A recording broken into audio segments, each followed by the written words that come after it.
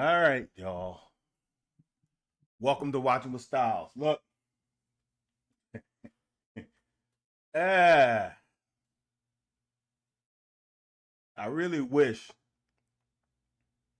that we don't have to meet like this. These circumstances are unbelievable. Lake Dog, Lake Dog said, like Jock Jones said, we have discipline problems in this program. And here's the issue, Lake Dog. This is what, now that you say it, it's it just has me thinking. Like,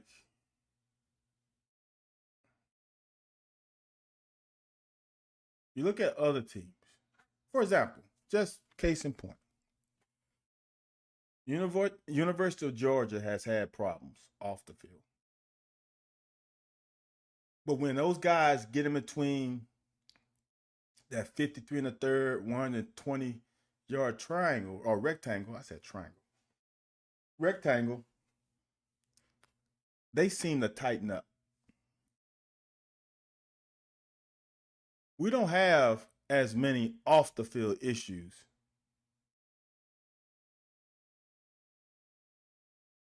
that will, it will, some,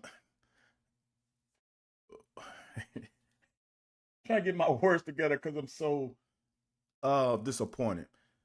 Usually, the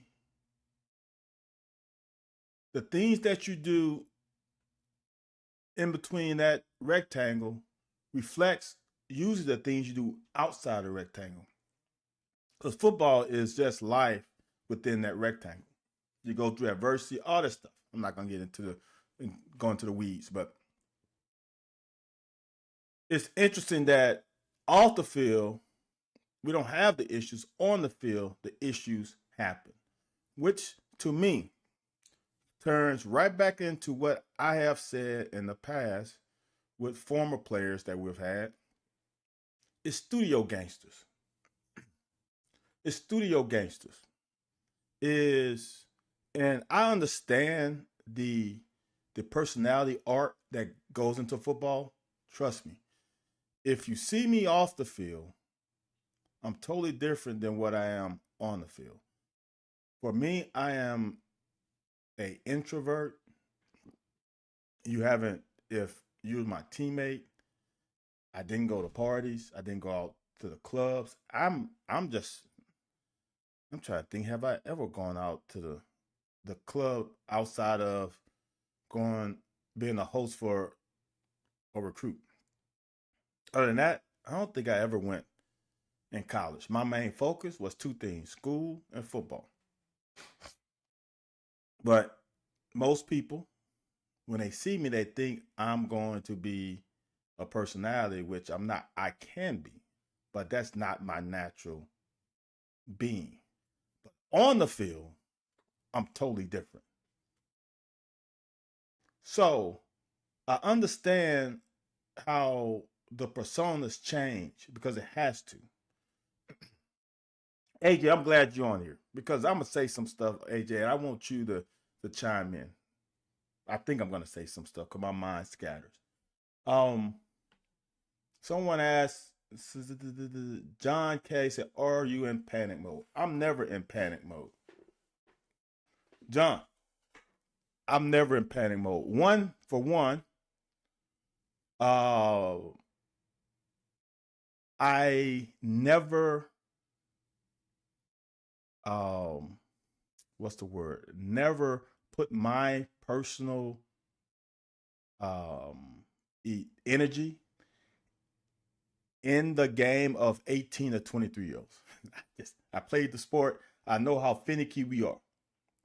So now during the game, I'm such and such. After the game is over, I'm done. Plus, if you guys watch the locker Wednesdays, 9 p.m. Eastern Standard Time, I've said on there, and my son drove into town. He's on fall break, so that kind of got my mind off of too. So, but this is the deal, man. Swole said feels too many guys are more excited to talk shit and pretend to shoot the fans than plan to making a play. See, Swole guy, this is the thing. Because I know AJ is gonna have a different opinion. You guys have probably, if you on Twitter or if you've seen it, you have heard this probably. And this has been said so long ago. I wholeheartedly believe this. And this even goes to Little League. Culture is not built through the coach. Culture is built through the players. And here's the thing. When I played on Little League, and I started at 8, I think. I was the youngest guy. The guys who were going to the next level of Little League football set a standard. It wasn't the coaches. It was the older guys, which is crazy, right? They were 10. They set the standard. So every group of guys under that, and I want to say they were the first group to go through the whole cycle, or were they the second group? They might have been the second group. They set a standard. They set a standard in practice. There was no need for coaches to say jack. Those 10-year-olds required certain things from the other guys on that team. Let you know that in my 3 years, my first 2 years, I lost 1 game. In all my 3 years, I lost 2 games. So what I'm saying is that there is a leadership problem and there is a lack of culture year after year. That 2018 team set a culture that start to deteriorate. This defense can be elite, but because of the culture, in my opinion, it isn't. I think it was Pop. I don't know if you guys remember. I think it was, if it wasn't a national championship game, it was a semifinal game years ago. And one of the players made a mistake, and the teammate on the field got in his ass. And I think the next play he had a sack. When, like, I hear fans talking about coaches and speeches and, oh my God, that's a great. Speeches don't mean shit. It's zero. I played for a guy that gave the greatest speeches of all time. You can go listen to Bill Curry on NFL films or whatever you can enjoy listening to Bill Curry, he gives unbelievable speeches. Yes, AJ, thank you. He gives unbelievable speeches. Those speeches don't mean shit when you get inside that rectangle. So, here is the deal for me. There's two things going on for me, in my opinion. So, these guys play back to back incredible games. Oh, Aaron, bruh. Aaron, tell these people how good Portillo. Look, Aaron, I'm just being honest with you. It's the best burger. It's the best I don't non-restaurant burger you ever get. I hope you got the cheese fries. All right. Here's the deal. There's a couple things to me. AJ, you chime in. So we played back-to-back sound, disciplined, fundamental games. Then we got a bye week. I think some of these players start smelling themselves, as my elders would say, which means they started to get a little fat, a little complacent, a little that I'm good right now. I don't have to do the little things. I don't have to do the extra film. I don't have to work on my technique. I don't have to make sure that I'm doing my job. I don't have to do that because we just be Ole Miss on the road. We good. See, during these bye weeks, you can get complacent. See, when I played, there was no complacency. There was no complacency because Coach Curry, we practicing fucking full pads.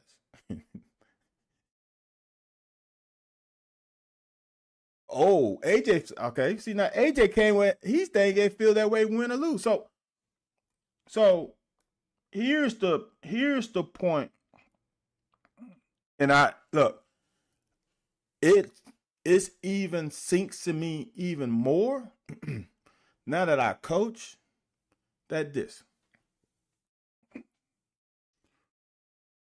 What can happen, in my opinion, is Stoops needs to change his bye week practice. Now, I don't know what they do, but whatever they doing needs to be changed. What also needs to be changed, as I was talking about players and AJ said it was N'Kobe Dean. See, when a player does some bullshit on the field, as a former player who played for his brothers, if you come and rip me a new one, it feels different than a coach ripping me a new. Because I'm gonna tell you one thing: a coach ripping you a new one, it goes one ear, it goes in one ear and out the other. Because he's probably said some shit. Like there's a interesting dynamic with coaches and players. Because coaches can do stuff to you that you don't appreciate, that you can. His words don't mean that much to a point. Okay? But when your brother comes up to you and rip your new one, now it stings a little bit. Even if you don't like him. But if you respect him, it stings a little bit. So, for example, when Dane Key did the selfish thing on the sideline, people want to say, well, Coach Stoops should have taken him out for a half. Come on, y'all.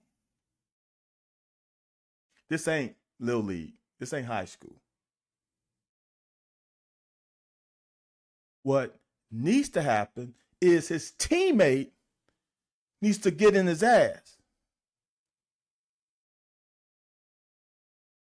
See, for me, that means there ain't no leaders on that fucking offense. As Lake Dog eloquently said when Jock Jones was on here, he said there's a discipline problem. And Jock Jones said that the coaches wouldn't let them do things. See, that's the fucking problem. See, I'm going to tell you, I tell my guys all the time, you're going to play how you practice. And if you're going to give poor effort, what's up, Ben? Poor effort, not poor effort. You're not going to strain Monday through Thursday, which is high school play on Friday, you don't stream Monday through Thursday, your body's going to rebel on you on Friday. Because you haven't pushed yourself to the limit Monday through Thursday. The game is the easy part. So what happens to me is what I believe is that this joining shit happens in practice. You know why? Because it's second nature. They don't think about it.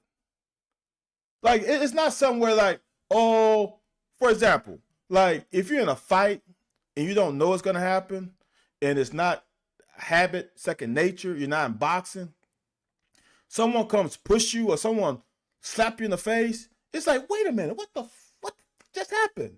Right? It takes a minute to like, wait a minute. What just unless y'all square up, right now, but if someone comes and hits you, like, wait a minute, did you just really hit me? Right? It takes a second for you to compute what just happened. What Dane did in that game is habitual. Now, is it the exact same thing with the football to the helmet, blah, blah, blah? I'm not sure. Probably not exactly. But I guarantee you there's been some, man, get out of my way. So now it becomes habit. He didn't even realize that it was it was bad.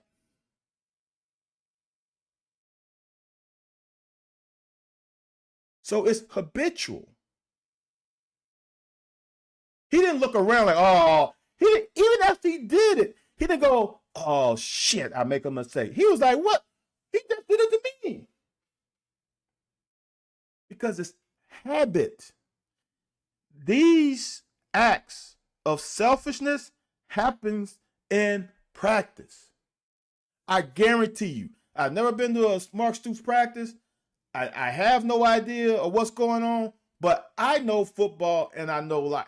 That is something you do all the time. It made no sense. Gadget, I don't know. The O-line did not struggle. If you want to talk about a line that struggled, the D-line struggled. Now, there was, so like I said, I've said it on here. I said it all the times. I said it at nauseam. My wife and kids hear it all the time because I don't get my water level stays the same. I'm never too high, never too low, because I wholeheartedly believe things happen for a reason. Oh shit, I got something else, y'all. I was in church today, and I'm just gonna put this up and I'm gonna go back. I was in church today. Give me a second to pull this up. And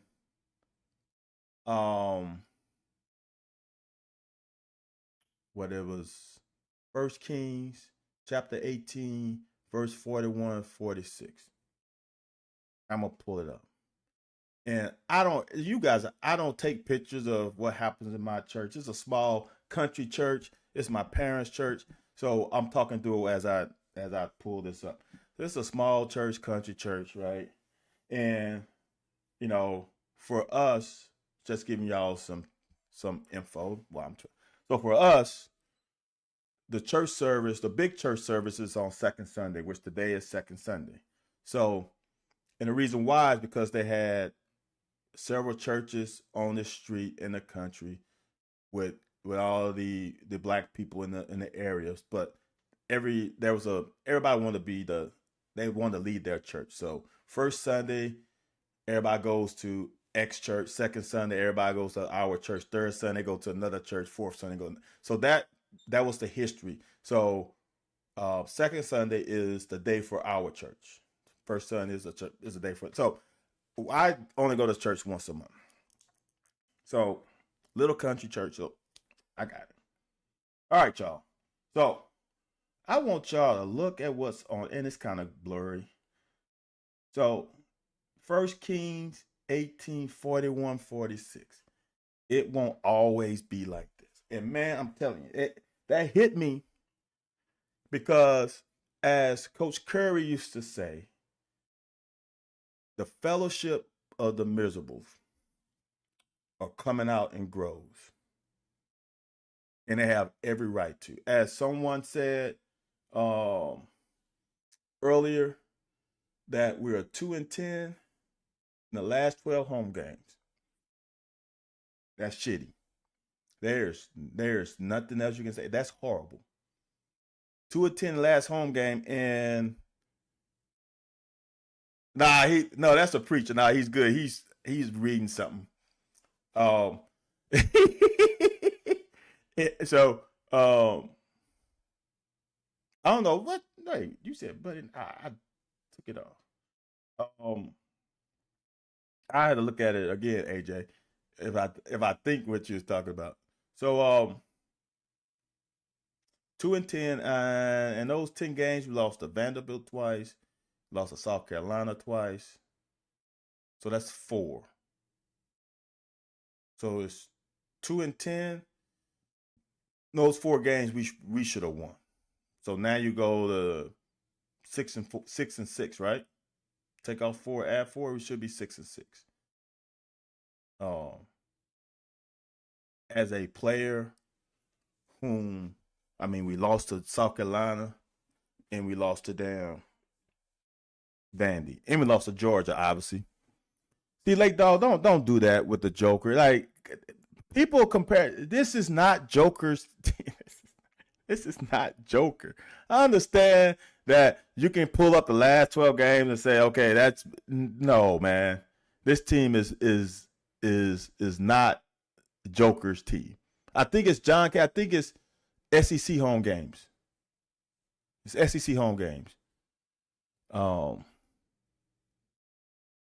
It's unfortunate, and I understand as fans, it's hard. It for y'all to pay y'all hard earned money and to come see some of these games, SEC games, home games. I totally get it. I am not going to disagree with that.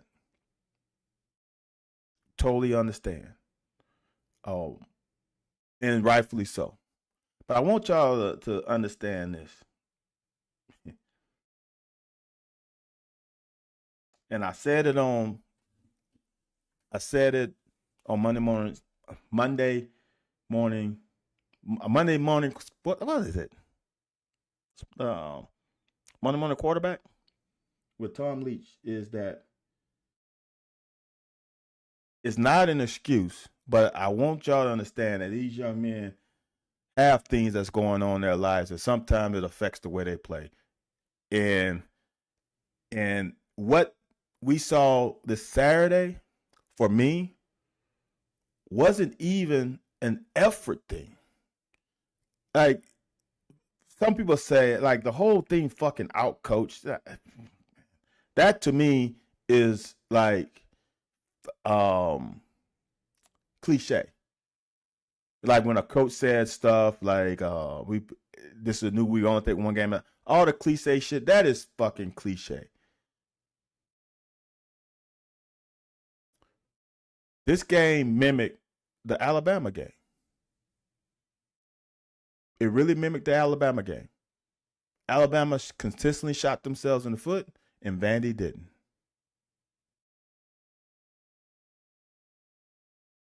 And it's the little things. It's disappointing that y'all brought it, the fans brought it yet again, and they didn't play to the best of their ability. I'm so disappointed at the D line because they got pushed around. Not pushed around enough to lose the game, but pushed around enough that they didn't show their dominant character as they have shown in the past. That's unfortunate. Being out of character, personal fouls. Like, to me, the holding call on Minshew is like, dude, you know Barry Brown is coming around the corner. There's no need to hold an interior lineman. he has to come up the field, up the field. Barry Brown can ride the hump and get outside that guy because of his speed. And that's a big disappointment. So I'm gonna say this. I understand fans being upset. And I understand you can cherry pick the last blah blah blah amount of games and say, yeah, this. It's like we only remember the bye week games that we lose. Like we don't remember the bye week games that we win. We don't remember the bye week games that we play tough opponents. Like it's all these things that wrap up to it that plays a major factor in these stats that are thrown out. Is it a good looking stat on paper? Hell no. Should we lose to Vandy in back-to-back home games? Hell no.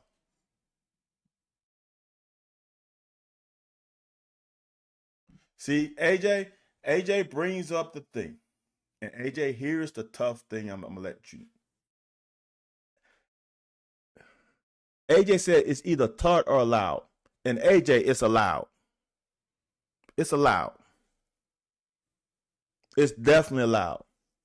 And it's been allowed since day one. That's one concern that I've said on the locker is I don't agree with a lot of things that Stoops does, and this was before I got into coaching. So unfortunately, nowadays, you can't be the same coach you were back in the past.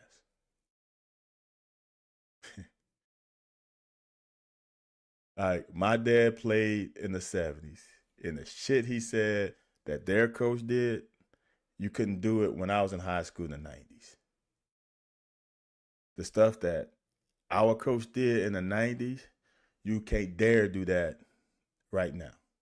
You just can't. The climate of the country, the climate of sports, the climate of information that you better not do that or you're in trouble. Like now, our football association comes around and checks on things, and if you do something where the temperature is the wet bulb is a certain temperature and you practicing, your ass gets in trouble.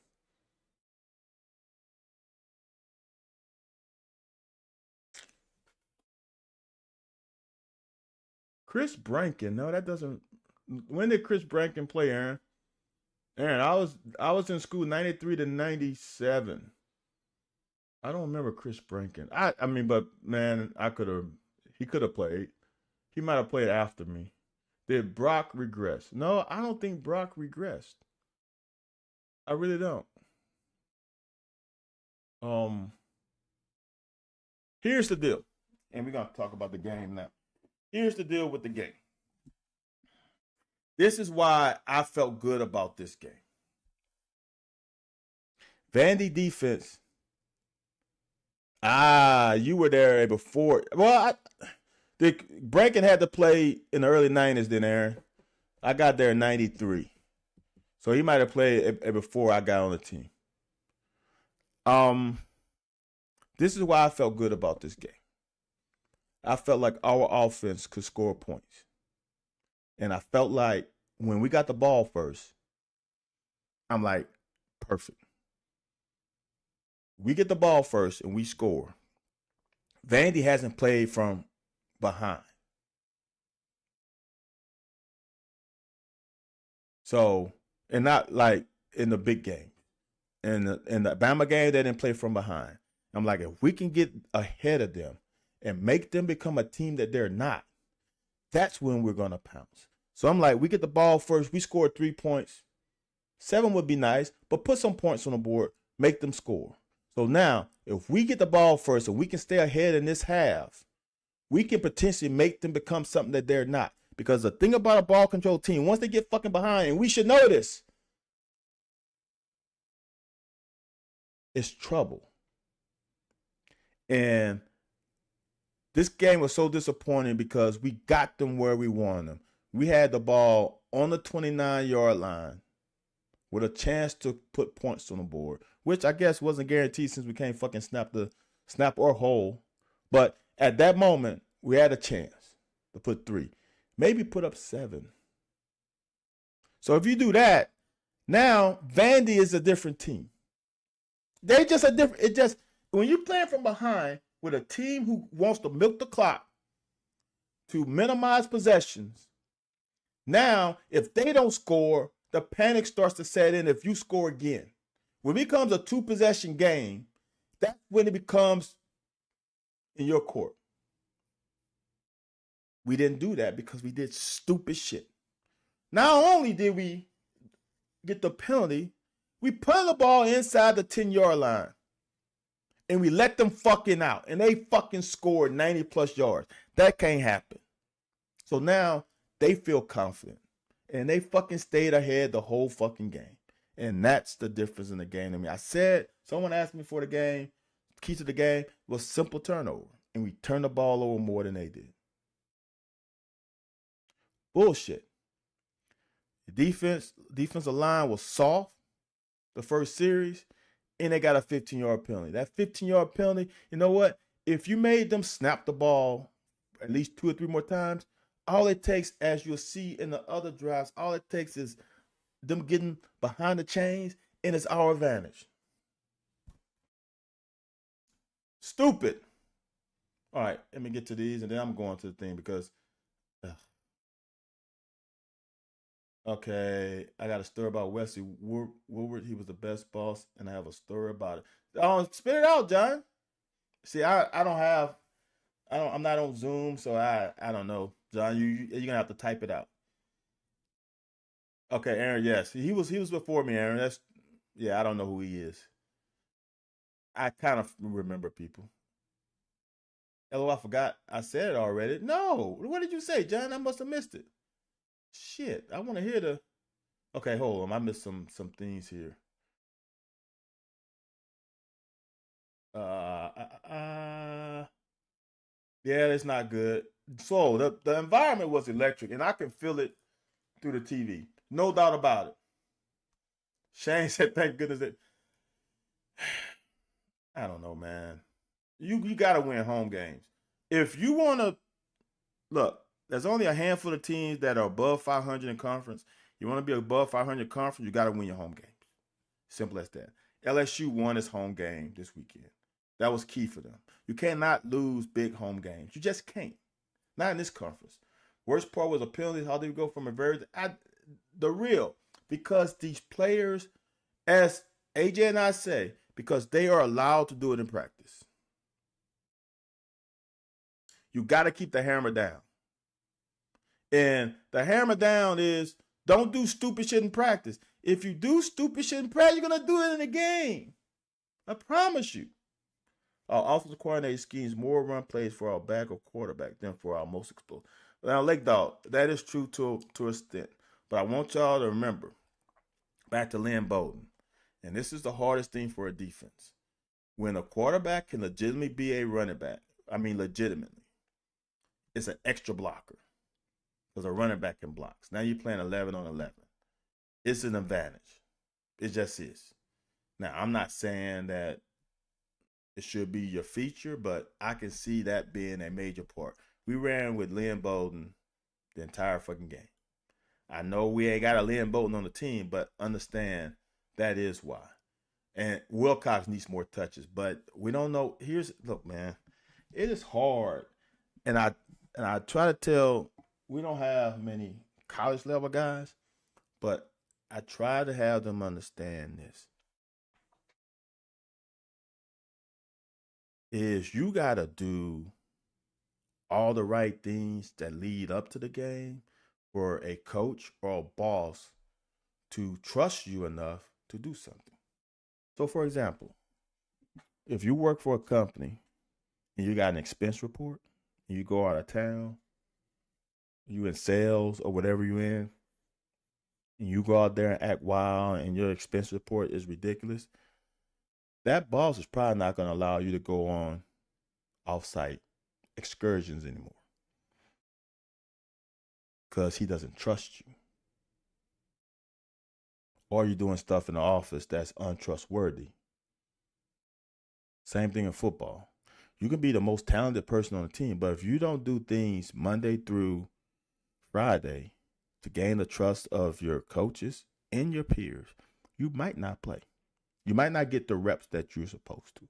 If you half-ass during practice, you might not get as many carries. I don't know if that's what's happening, but Kendrick said, "What's up, Kendrick? I think they just overlooked." I don't know if they overlooked him because honestly, they didn't come out. They didn't come out without the intensity. They just did some stupid shit at stupid times.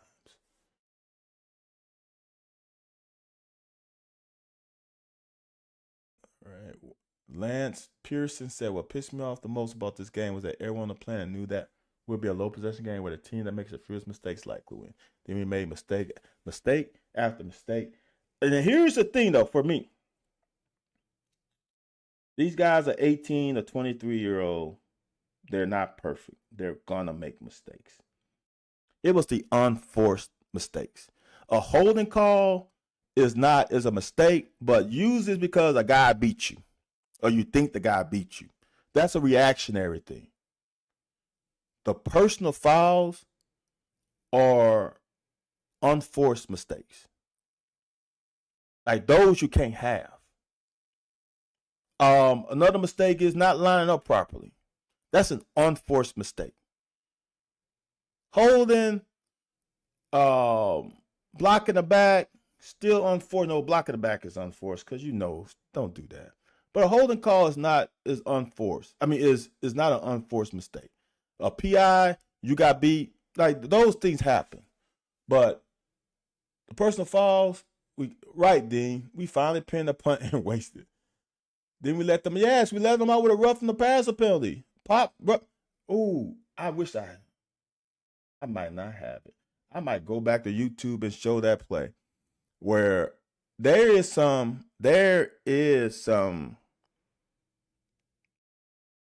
issue with Mike Stoops and Pop.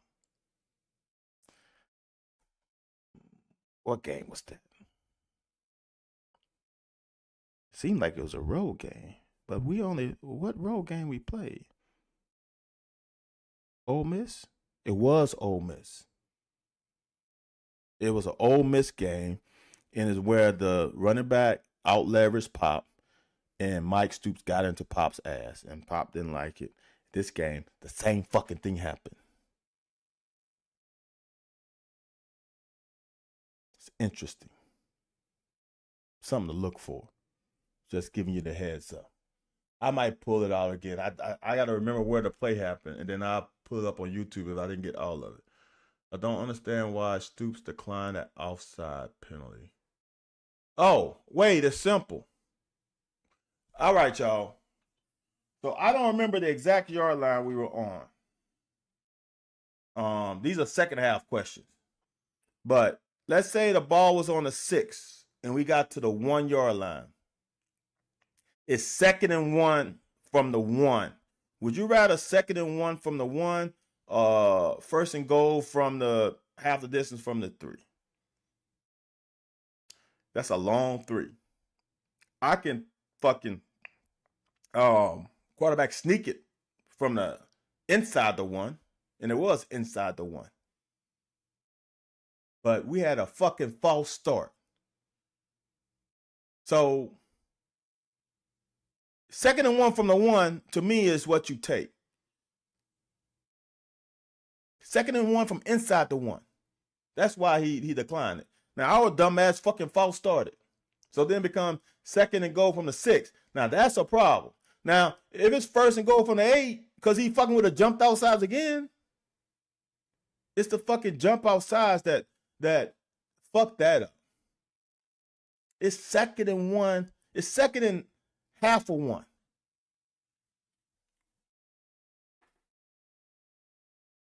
Wilcox ain't Mo. John, he ain't Mo. But yes, I see what you're saying. Wilcox I'm gonna say this, Gadget. If Wilcox didn't rip off that first down at the end of the second quarter, we wouldn't have passed the ball. Campbell, he wanted the ball at the 6-inch line. It was greed. How is that greed? How is that greed? The aggressive mistakes were right, AJ.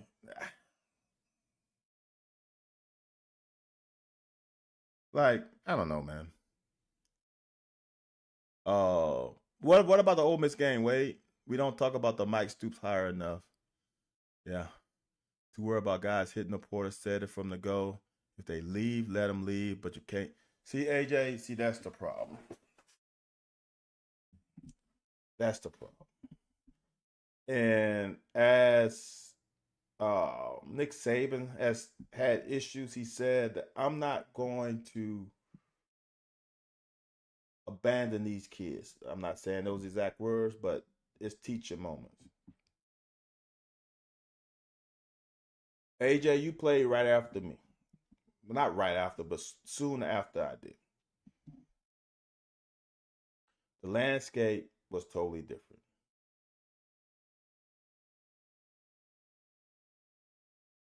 Nowadays, unfortunately, the kids have the upper hand. Nowadays, the kids have more of the upper hand. It's just a fact. And it's hard for us old timers to get it, but I get it now. I had a son that plays sports. I have a daughter that plays sports. With all the other shit that goes on with their lives, they're you have to, lack of a better word, is I'm not saying it's what you have to, but you have to walk on eggshells a little bit. The fragile nature of modern day kids because they have everything at their fingertips is a fact. When we play, like I tell people like now, when I played, I only knew about the kids in the Baton Rouge area. Louisiana is they had so the great players usually came from the New Orleans area, the Lafayette area, north of the Shreveport, Monroe, even coming down a little bit off of that, and Hammondish area. So those were the hot spots in Louisiana. I knew not a damn thing about those guys. I never forget playing in the high school all star game. I'm like, who the hell are you guys? I never forget playing in my last high school game in the quarterfinals of football's quarterfinals, and we played a team like named Kashada. I'm like, where the hell's Kashada? They came and whipped our ass at home and ended up winning the state championship. Like, them guys played different. They were different. They were country boys. They played different. But we didn't know. I didn't know them. See, nowadays, you know all this shit. Like, I didn't know where I was ranked in the state of Louisiana. Like, no one did. I just knew I was on every Friday night. I seemed to get on the whatever the Friday night highlights. That's all I remember. Me and Warwick Dunn, Kevin Franklin, my boy Marquise. Like those are things I remember, and I played with all those. Here's the crazy part about it: I played with all those guys in that little league team I was playing. I tell you about. We played on the same team at one time, and we were kind of the stars of the Friday night. But that's the crazy part about that team. But nowadays, kids have everything in their ear. They're a little sensitive. So, yes, it's different. You cannot you cannot coach the way you used to coach. And if you, as AJ is presenting, let them hit the portal, your ass will be up shit creek because we don't have a high volume high school talent level in Kentucky. Now, if you like in Clemson and South Carolina, where South Carolina football's better, and then you're neighboring right on Florida and Georgia, and you have a traditional history, you don't have to hit the portal as much. You can just develop your guys. But we in the SEC, the portal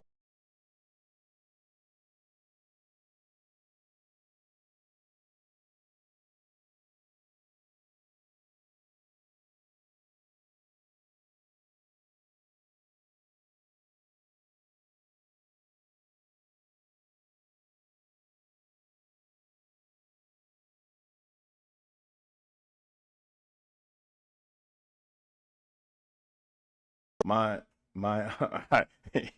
me getting pissed off. I unplugged my mic.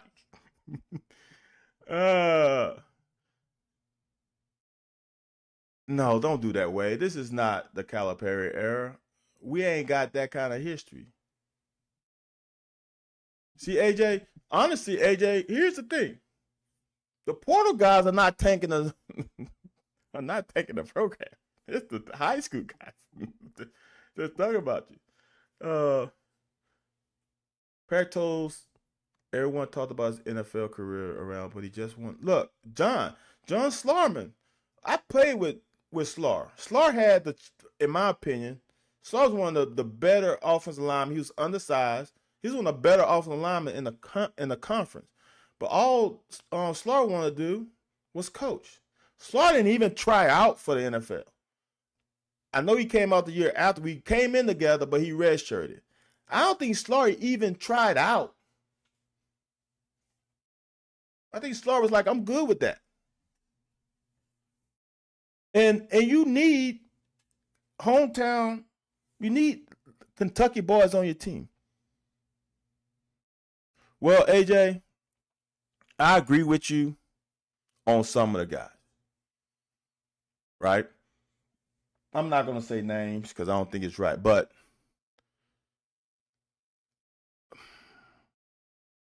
some of the guys are not, in some people, in the coach's eyes, replaceable. Again, because we don't have the tradition, we don't have the ability to keep those kind of players here. I mean, if you think about it, right? In our NIL situation, I'm not sure is up there to get some of these guys. All right. For example, Dylan Gabriel went from UCF to Oklahoma to Oregon. Think about that. He left Oklahoma to go to Oregon. I'm not sure we can get a player like that. I'm not sure we can get a player like if Caleb Williams went from Oklahoma to USC. What the hell? Like that kind of stuff. Is this crazy if Vandy can? Vandy can't. The best thing Vandy did, John K., is they brought, and here's the thing. This is why you gotta live. Each year is a moment a year, right? Clark Lee brought in the whole offensive staff from New Mexico State. What if New Mexico State didn't lose and that staff wasn't there? Now here's the thing. When Pavia leaves, it goes back to this. And I'm gonna say this. I've said this before. I said it even with us. I honestly believe Liam Cohen hit lightning in a bottle with us in 2021. We get Wandale Davis. Wandale Robinson. Who the hell is Wandale Davis? Wandale Robinson. If we don't get Wandale, that offense isn't anything of what it turned out to be. The same thing happened with Josh Heupel. Josh Heupel got Joe Milton and got Heaton Hooker. Joe Milton was a fucking starter, y'all. And Josh said, nope, I got to put Heaton Hooker in. And the rest is just written in history, right? So now, when you have Heaton Hooker, they was putting up 50, 60 points. They're not doing the same anymore because they don't have Heaton Hooker. Like, that was lightning in the bottle. They got a really good young quarterback, but he's not Heaton Hooker. He doesn't see the game like Josh Heupel sees it. The same thing happened with Pavia, with Tim Beck and Kim. They see the game. He's played with them, I think, 2 years. Now this is his third year playing the system. It's like Jackson Dart in Ole Miss. He understands it. What happens when Pavia leaves? Think about that. This is Vandy's one shot. I'm not sure this replicates, year after year. This was lightning in the bottle. Like I said, Josh Heupel with Heaton Hooker, and if y'all been listening to me, I've been saying this for a while.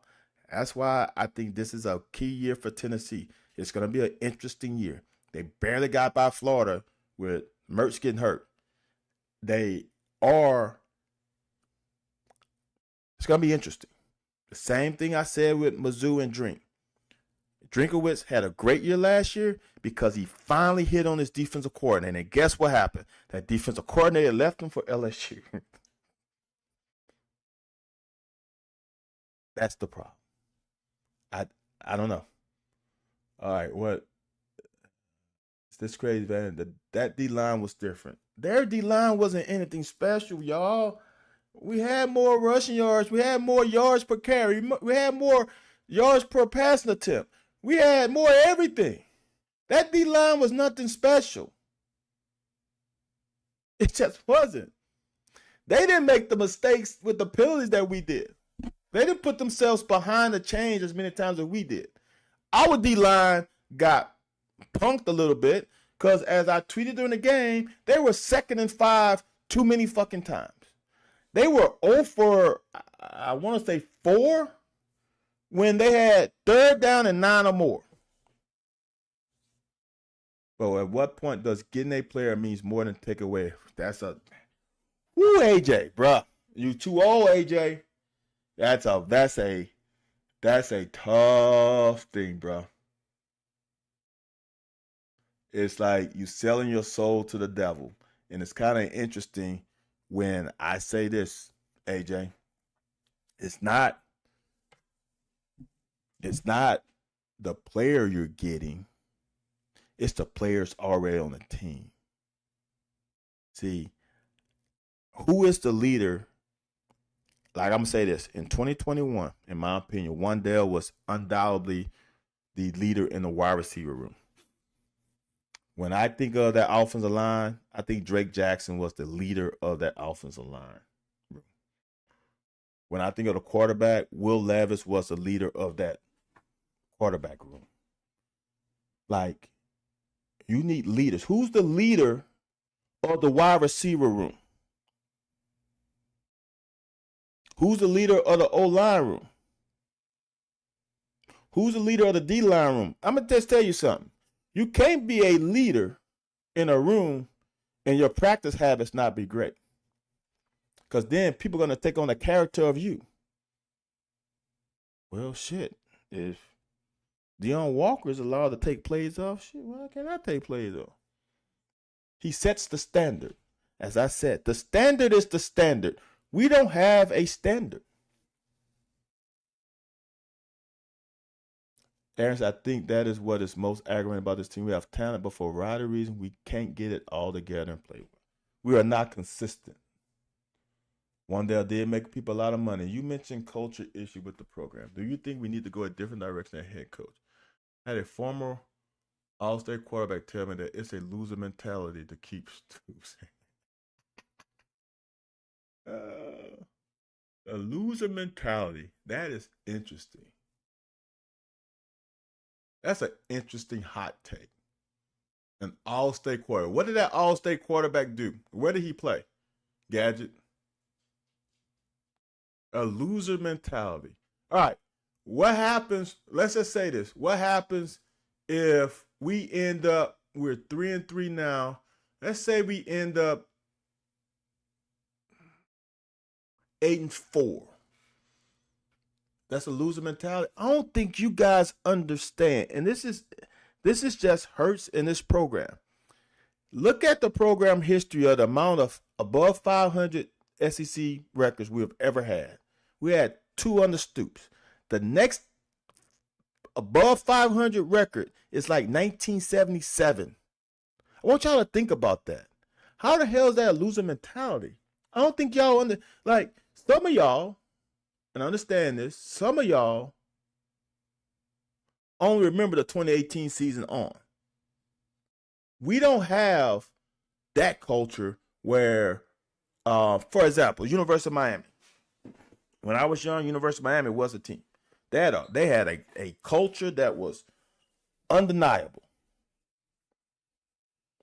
It wasn't a culture that some of y'all would probably like, but it was a culture of hardworking, borderline, arrogant. No, I didn't know. They were arrogant, cocky SOBs. But the one thing they did was they practiced their ass off. They had every right to be cocky. That's it. I'm not going to be negative Nancy today, but this program is in regression and some drastic changes have to happen. All right. I don't know what drastic change you want, AJ, because here's the deal. And this, it's just very interesting to me, the hot and coldness of all of this. A couple weeks ago when we beat Ole Miss, like, whoa, this program is back. Now we lose the Vandy, and now the program is like, it doesn't happen that fast. I, regression is hard when this program has never had a consistent. If we had consistent 9-win seasons, and then we got Stoops, and then the pro, I would say, okay, now I see regression. You are going. It's like Northwestern. Northwestern goes up and down. That's just what it is, y'all. I don't.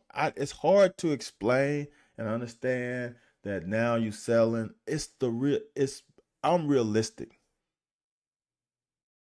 I want to say this again. Even though we are much better on paper than we've ever been, we're still at the bottom third of the conference in talent level. And that's just a fact. We don't have a single leader by thank you. You're not wrong, man, but for now you have to here's the thing, AJ. This how life works, right? This is how true life works, not just in football. The longer you are with a company, the more money you're gonna make. If you take a company, a private company, and in 5 years you make it public, and you get to a point, you're gonna make more money. That's just how it is. Is he not the second longest tenured guy in the conference? 9 million is not anything crazy now, AJ. 9 million is crazy when I played, but that's the going rate. Fuck, if you say his 9 million, damn, Vince Morrow makes $1 million. Vince Morrow makes almost as much as the coordinators make. It could be a lot worse than Stoops, man. Look around. Look, dude. Look, Full Guy. This is the and I'm all for it. I really am. If y'all think Stoops is the next guy, you better not fucking miss. And that's not a scare tactic, but you better not fucking miss. Look at Florida. And Florida's a hotbed with talent. Look at Florida. Look what fucking Florida going through. Look at what Mississippi State's going through. As Swole Guy said. Look at what Auburn's going through. Auburn won a national championship, what? Less than 15 years ago? Cam ain't that old. Look what happened to LSU.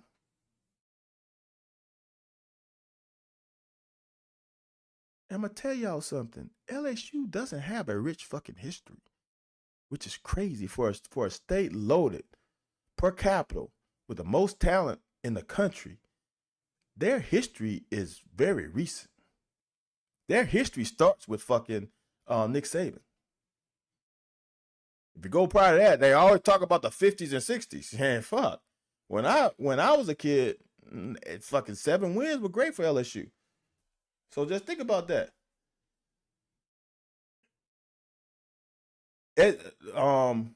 Vandy should be ranked. They beat Alabama, they beat us. They should be ranked. I agree, Van. We have a practice facility named after Coach Brooks, whose most wins in the season were 8. Man.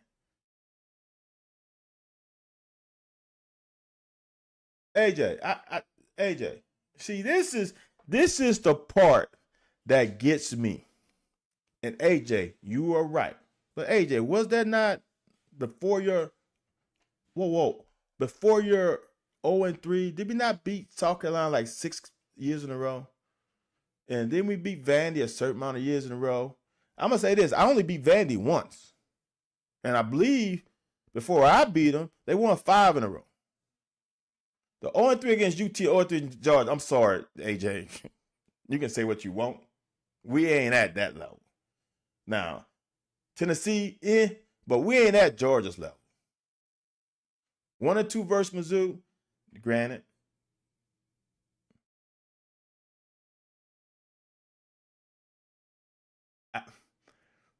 It's interesting once you go through some adversity that people only remember the adversity points.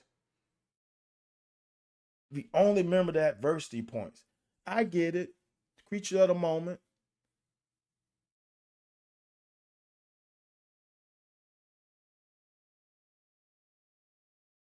If you want to, I call it leveling out as when I played basketball. I tell you, I was a pretty good 3-point shooter, and I just come from football, and I didn't do what I was supposed to do while playing football, which rightfully so. Who gonna get up shots? So I come in and I start the season off pretty bad, and coach like, son, it's a law of averages. It's gonna level out. I played a game where I was 0 for 8. 0 for 8 or 0 for 7 in the first half. Come back and finish the game 7 for 8 in the second half. Law average is gonna average out. You also gotta remember, I don't know, man.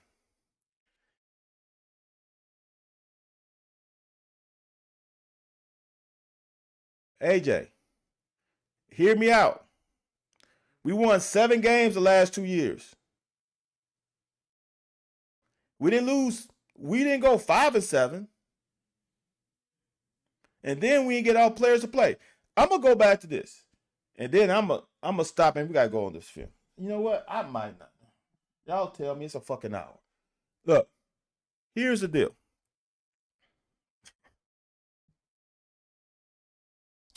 2022. 2022. We won 7 games. With all the hate with Scangarello.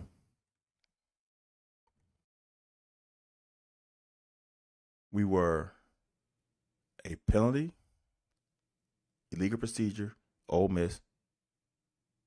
We threw the pass for a touchdown. That game is over. We Vandy, and Ox put hands in the face after Keydron Smith intercepted the ball to seal the game. That season, that's 9 wins. That's not even counting the bowl game. I feel you, AJ. I'm talking you off the cliff. As I said earlier, I'm a true believer of things happen for a reason. You don't know why they happen. I'm gonna tell y'all this, and then I'm gonna tell y'all my story because I've never told this. At University of Kentucky, as I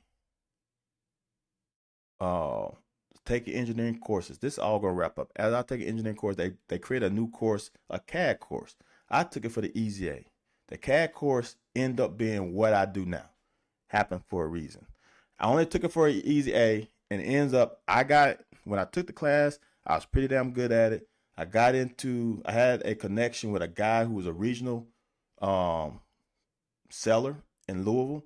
Happened to be he moved to Illinois when I got drafted by the Bears. I stayed in connection with him in the off season. I don't know what you call it, intern, but whatever, in his office, and that got me my first job. Everything happened for a reason. I was in Kentucky. I was second team All SEC. I was the number 4 ranked cornerback in the draft at that time. Went to the combines, ran a slow ass time. Then they made me a safety. If I'm not a safety, I don't go to Chicago. If I don't go to Chicago, I don't meet that guy, the CAD guy, who ends up helping me get my first job, which is what I'm doing now, self-employed. If I don't do that, if I don't meet the guy, and if I don't run afford it, I don't go to Chicago meet my wife, who now I've been married to for 24 years, 25 in a few months. Like, if I don't meet her, I don't get back Louisiana because of the house market crash. She said, let's move back. Like everything happens for a reason. In the moment, I had no idea. But now looking back on it, it all happened for a reason. Did that happen for a reason? Mean Coach Stoops gets fired? Don't know. Does it mean that we get another fucking OC and he becomes Tim Beck? Don't know. I don't know what happens. But all this shit that's going on is happening for a reason. It's happening for a reason. Let's see what it is. Because I tell you one thing, I don't think AJ, I don't think Aaron? Is it Aaron, right? I think it's Aaron who said, yeah, Aaron who came. Like, I don't think any one of y'all, Johnny K, Lake Dog, who's followed this program since for from the 80s or 90s on, ever envisioned this program winning 10 games twice. And not only 10 games twice, 10 games in the span of 5 years.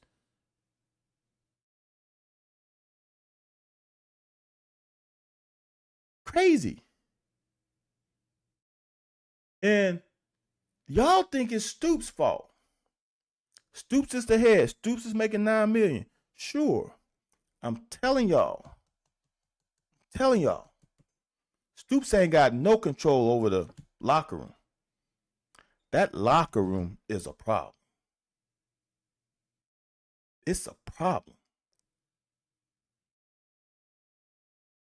I said before the season, I don't know if I said this with Tom Leach or with Larry Glover. I said one of the most important things for this season, because they have so much talent and because they got the NIL, which can affect people's focus, is the leadership. Leadership. It's the leadership. You don't see anybody like the Kobe Dean, as AJ said earlier, snatching some of his players up. What the fuck are you doing? Leadership.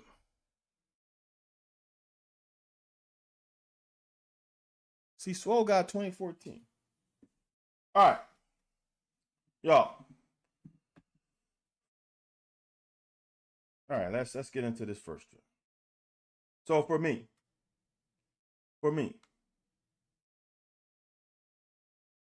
I just go backwards. Yep, I did. My bad. All I wanted out of this first drive were points. All I wanted out of this first drive was points. And these are the things for me that I don't personally like.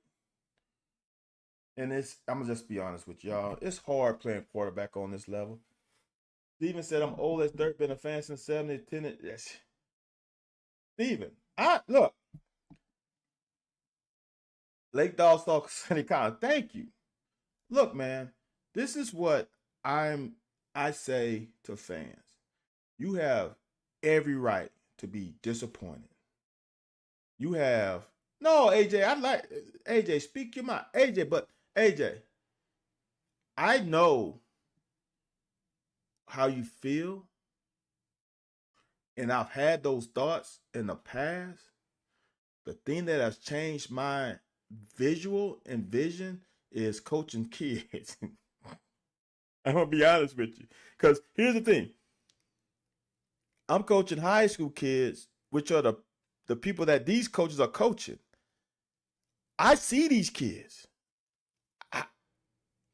I'm just being honest with you. AJ, is different, bruh. Now, you have some guys who have a little bit of old school mentality, but AJ, I promise you, dude, it's different. AJ, we just saw, and this kid from South Carolina is a absolute dude. He had, remember against Ole Miss, and if he doesn't get that penalty, that game could be different. He's shooting at shooting at Jackson Dart. 15-yard penalty gets him a first down. Kids are different, AJ. I guarantee you that Beamer didn't teach that. I guarantee you that Beamer doesn't allow that in practice. These kids are different. I'm just being. It's just a difference, and it's hard to understand. I was saying stuff pre 2020 that I won't say now anymore. I I won't. I just see all the shit that these kids see and go through. Then they mimic. Been to almost all home games since the mid '80s. I'm the same age as Van. Are you John K? Huh? So you old as hell. All right. Y'all can keep shooting questions. First drop for me, right? For Brock, this is your number one. Totally get it. But you got to come to number two. You got to come to number two. All right. There's no one on. There's no one on Dan Key. You have to, as a quarterback, know what is the concept. And these two guys here are not options. They are running. They are going to run the defenders off to set up. I think he's on the other side, but set up that and that. If that's not there, you got to come back to that one. Just have to.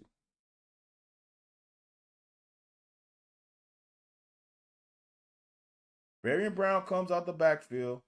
This guy is he's ready. He did a good job. I mean, it's kind of obvious if Varian Brown's in the backfield, they're probably going to try to do something. So he does his job. He plays smart. But this guy doesn't. Because now they got 2-on-1, which leaves this guy more open. Once you see Varian Brown is covered and that guy, your eyes got to get to there.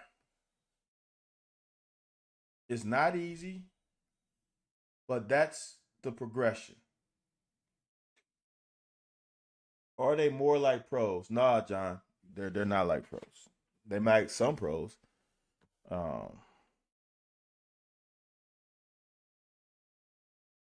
the game is just interesting, y'all.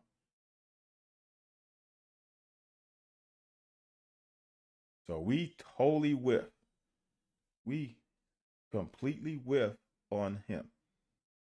Completely. But since he got so far up the field, right? He can't react, and this is DSK breaking the tackle. Great job. Now we got something going. Now we got something going.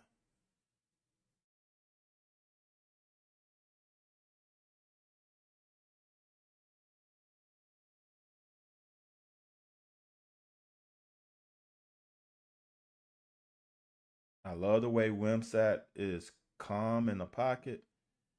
Throws a good deep ball. He doesn't get affected by these guys and try to escape out the back end and then throw it late.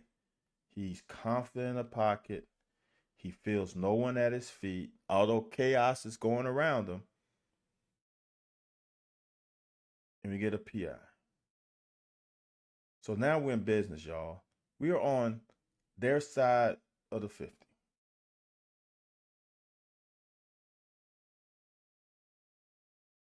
We're on their side of 50. All right. So what happens like with plays like this, when they got 1, 2, 3, 4, 5, 6, 7, 8 men in the box, and we only have our 5, they committed 8 men in the box, and we are in a formation with one tight end. I should say 6. One tight end, and they bring 8. It's hard to block all that. All right. Now, We can't get the penetration on that pull, but it's hard, man. So just like we get positive downs, they're gonna get positive downs. That's just how football works. You're not going to get 8 yards every play. It's not Boise State playing some of these teams that they're playing. So, like here. Now, I personally think Dingle is supposed to block him, in my opinion. But he missed. He ran past him. But this is what great running backs do. The first guy cannot tackle you. This is for every running back. First guy cannot tackle you. You can see it from this side. So Dingle's coming across. Why came my mouse? Little split action. Dingle just, I don't know if he missed him or he thought Cox was going to grab him. And he continues to go out and block that guy. But great running backs with a guy coming not under control, he makes a miss, and now there's a hole. See, there's a hole now. I guess even if Dingle would have blocked him there, it probably would have made it harder. So it might have been best that he did avoid him. Now there's a hole, a big ass hole.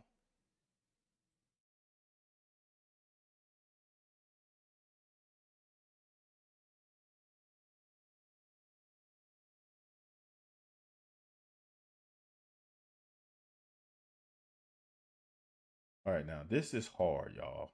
And I'm not saying you should do this. I'm not. But I think A-Dot convinced you of that because he was an NFL Europe star. Look, this is what a good running back would have done. He would have hit that hole, saw this guy come underneath, and he would have jump stopped and went outside. Because if he goes outside, he might be still running. Watch. Let me get this. If he's able to jump cut outside, we got him sealed. We got DSK coming here. We running that guy off. There's nobody else over here. I'm not saying that's easy. I'm just saying. If he jump cuts outside, there's nobody over there. Nobody. There is nobody over there. Nobody. I ain't saying, I'm just saying. Now it's hard for me because I don't have that end zone cut because we were not on that the 6:30 game.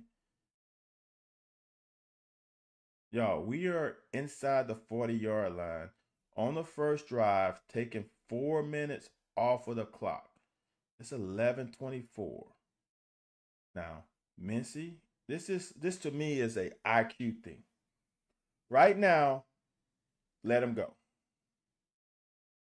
If he's that far out, Barry Brown has so much speed, he's gonna get by that guy. So, we got a big ass game, but we get a holding call.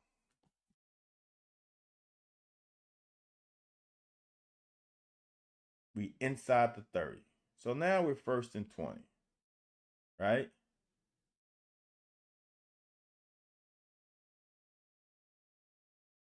That is a big time on 1st and 20. Y'all, to get all your yards back pretty much. I think this Rodriguez, he could seal that guy a little more. That's a pretty good block on the perimeter. You cannot get big gains without receivers blocking. That's 9 yards. 8 yards, 9 yards. That's 9. It's a yard away from, oh, that's not that. That's the field goal range.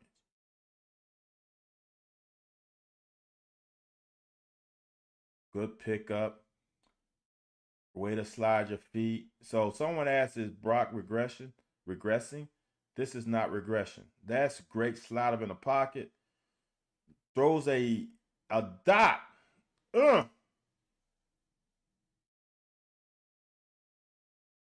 2nd and 12. It was 1st and 20.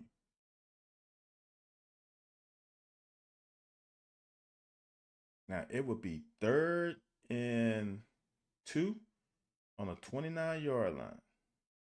3rd and 2 on the 29-yard line. But we got to do this. Are you serious? Now, I ain't gonna lie. The guy got up, got into, see the little hit right there? That should have been called. But the second guy's always called. Why do that? That makes no fucking sense. I don't give a damn. You just got us the 3rd and 2. This is not understanding the football situation. This is not understanding where we are to open a drive. Now it's a dead ball fall. So not only do you get the 15 yards, you lose the fucking down.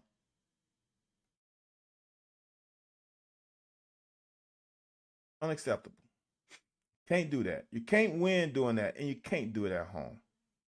Unacceptable. So now, I want y'all to look at this. We are supposed to be stout up here.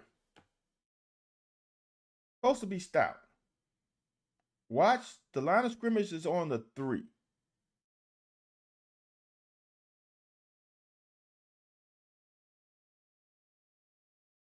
Look where these guys are. They're in the belly of Pop. They're getting pushed. They're getting pushed. Vandy's creating another line of scrimmage on our side of the ball.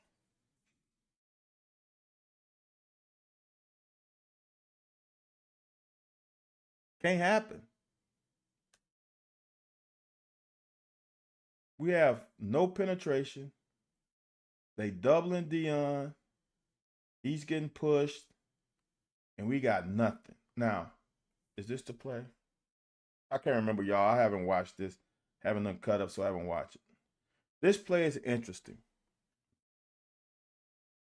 Right? AJ, low IQ, low discipline. All right, y'all. We got a 0 tech. We got a 3 tech. And we got a, I don't know if he's head up, 6, 7. But then we got a 5 tech backside. We missing 1 and 3 backside. And both our linebackers are on this side. Where's the gap? What gap is available to you? Let's say Dion is 2 gapping.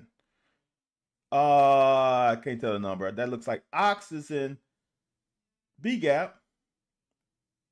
That Ripka is in C gap. We got a D gap. What gap do we have?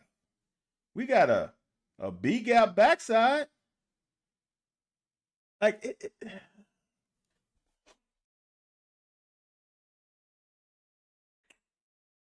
I don't know. It's not sound. I just don't see us playing that way. Because now Dion can only get to the backside A gap. He can't get to this. And then who has contained? So that means, I don't know who this is, has to have contained. So then who has the B gap? Both our linebackers going here, and there's no fucking gap.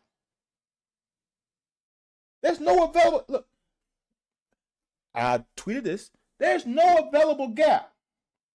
Is there any available gap in this scrum? And you have contained. But we got 2 guys over here with a big ass gap right there for a damn corner to fit. So now I'm gonna put that on somebody. I don't know if that's coach, players. I don't know. All right. So, like, this is in my years of playing corner. All right. I want y'all to understand this. I think that's Waller. I think that's 5, not 6. All right, y'all. It's a tight end, 2 receivers. So then 12 personnel. 5, 9, 10, 11.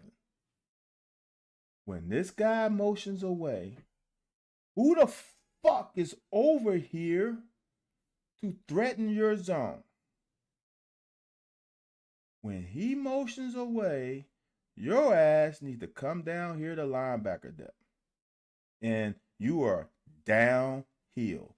The only guy that can threaten you is this guy. Okay? So now, this is as AJ just said earlier, low IQ. Y'all, I'm starting to realize that my football IQ is higher than I thought it was. Because if, and this is again, going back to now that I'm coaching,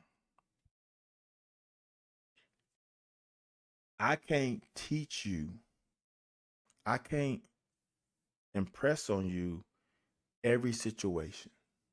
I just can't. There ain't enough time in the day. I don't fucking know all the situations because it's endless. But as a defensive back, first of all, recognize the personnel is 12. All right. So now, here's the next thing you recognize.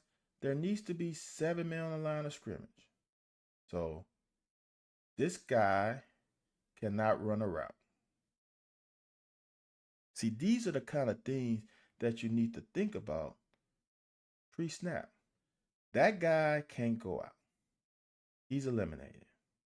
So now there's technically only 4 guys that can go out in a route.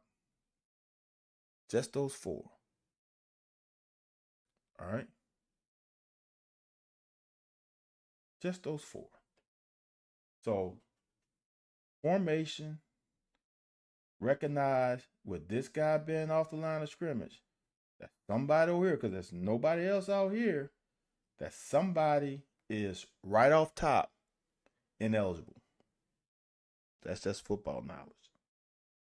Once he goes in motion, I'm coming down, and maybe this was the sign. Maybe he had B gap in this formation. Because maybe they game plan that when they come in that formation, this guy motions, and we need more guys over here. I don't know. I'm not in the game plan. But you got to become part of this group once he vacates. This tackle can't go out for a route. So what the fuck are you doing? So he motions over. You come down. You know what you do? As I was taught, you know what's better? To fill your gap now. Because if you don't fill it, he's going to fill it for you. And he's coming with bad intentions. So it's better to close this fucking gap now. Because he's coming with a head of steam. And we ain't got that. So, when your ass stays at the 12-yard line, and then you go back, which means to me you have bad eyes. You running away from the play when the ball is coming right down your fucking throat.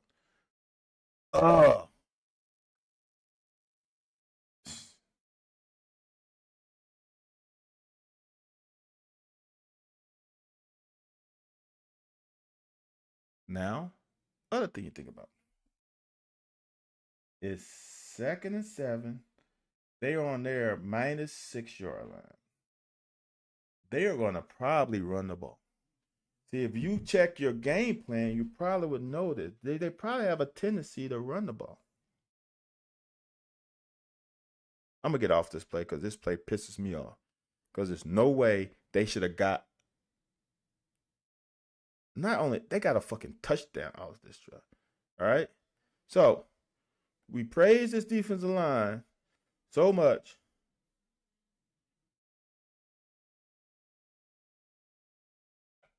Dion has to hold anchor. I'm not a defensive line coach, but I know I have seen I have seen guys when they get double teamed just to create a pile here. Don't get pushed back. Now, I don't expect this guy to get all the way over to here. I think that's asking too much. What I do expect this guy with no guy in his route to fill that gap. If you fill the gap and you're like, oh shit, they in the pass play, you got now you can turn around and run. Fuck, man.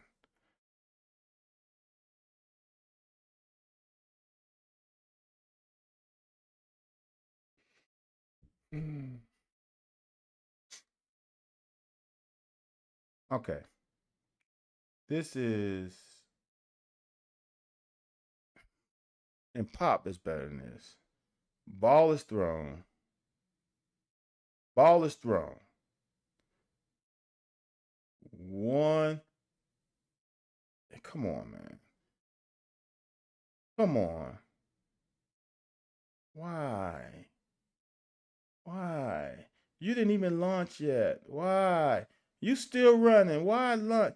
If you would have tried to just avoid him, ball is thrown.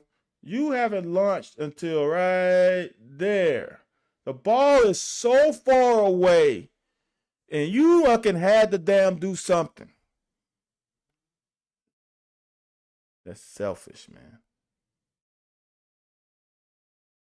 It would have been 2nd and 10.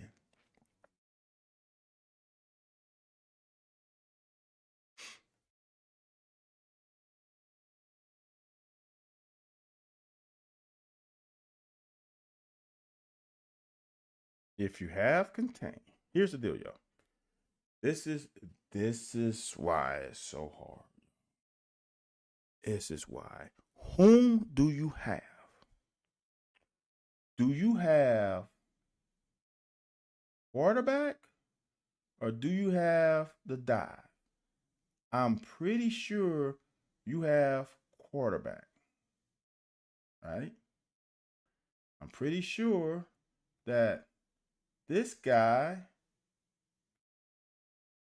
has dive back. So all it takes is one bad move. In this scheme, you gotta go take care of your job right now. Fuck the dive. That ain't for you. That ain't your job. If my job is to paint the right hand turning lane and I go try to paint the left hand turning lane, my arrow is gonna be the wrong direction. Because I'm only supposed to do rights. But I'm going to try to do the left one too? No, the left is for somebody else who has a different template. My template turns right. The other guy's template turns left. Don't do somebody else's job. So, because of that, it's simple. But this is the microcosm of the game. Waller stops and goes in when, look at it. Look at it. All right. Y'all tell me if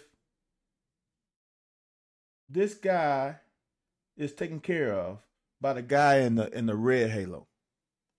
Tell me if the running back is not taken care of. But now we got somebody with bad eyes.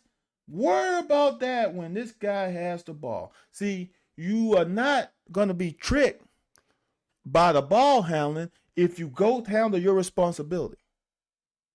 Because he's not your responsibility. What's up, JD? He's not your responsibility. This is another reason why.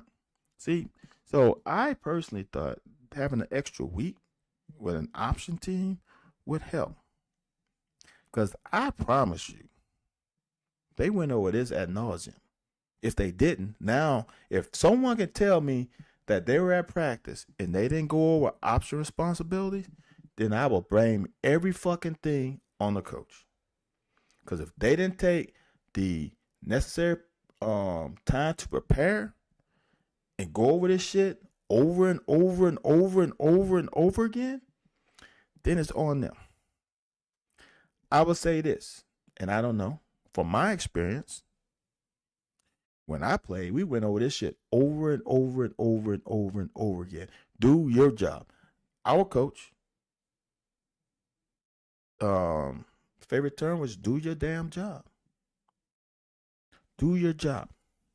If Waller does his job, I'm not saying he's can tackle a pretty good runner 1-on-1, but you know what he would fucking probably do? He probably would turn them back. The worst thing you want for a mobile quarterback is to get outside of contain. So now, instead of being 2nd and 13 or 14, is 2nd and 10. That's a big ass difference.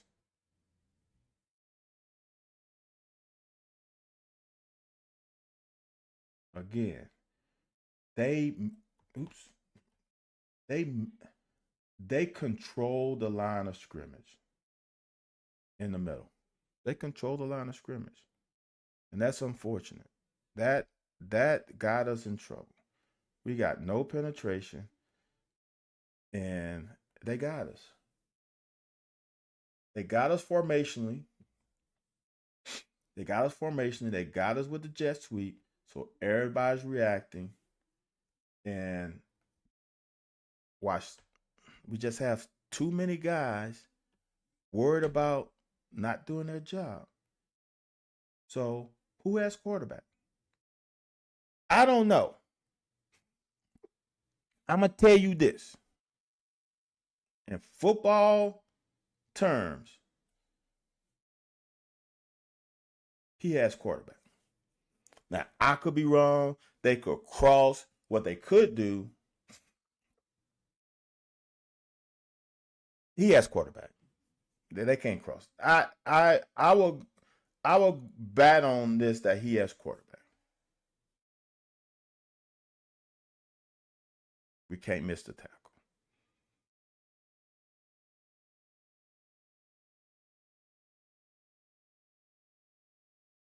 Now, so this is hard, y'all. But this is why I don't like going man to man with a quarterback that can move. So what happened? And this is why I'm surprised we went man to man. So what happened last week against Bama? They put this guy on they had him run a slant route. This guy caught the ball behind the line of scrimmage, and they got a big pickup. Okay? So, what happened is, if we're going to be a man, they're going to displace with 4 wides in the back. So if you're going to rush 4, you got to bump a linebacker out to cover the tight end. And you got a nickel, you got a corner. If you're going to play 2 high safeties, this guy has the back. So, if you're going to play too high, when he vacates, there's no one else in the middle because he's got him man. So, if you're going to do that, the defensive line has to know that they have to protect the middle.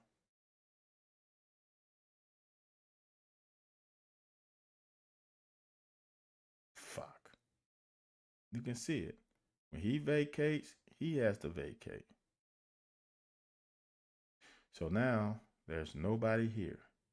So in theory, you can't swim. You got to push the pocket. As I've said in the past, you got to create an umbrella and not let him find, you can't have any holes in that umbrella. Right? So once Dion swims, it created a void. See, sometimes in this situation, and maybe the coaches told them, maybe the coaches don't. But when you have a blitz or you playing man to man and they come out in certain formation, you cannot widen. All right. If he will stay more here, I think we got a better shot. But since he widened, it widened that fucking lane. So as a DB, there's certain situations where I can be more aggressive. There's certain situations where I can't. I personally, as a corner, have to know down and distance. Then I gotta know formations. Then I gotta know. Here's just send you a checklist once. I gotta know down and distance. The first thing when I played, we had the corner nearest to the chain had to relay down a distance every play. Now, did we do it every play? No, but that was in the bylaws, so to speak. Nearest the corner nearest to the chain, you got to yell down a distance, and then it's supposed to be relayed across to the guy opposite, down a distance. Next thing you need to know is formation. What kind of formation they're in. Now, for me, next thing you know is okay. What's the strength and weakness of this defense? What's the strength and weakness? Now, for me, after those first two, I think I went above and beyond. In 2024, I'm starting to believe I went above and beyond my next couple things. What is the weakness and strength? Next, whom is on my side that is in passing plays covering that zone or responsible for that gap? Next thing, what is his tendencies? What is his tendencies? Is he gonna help me on the curl, or he's gonna buzz the flat right when they bring a guy a swing route or an arrow route? He's gonna buzz the flat because that's just his tendencies.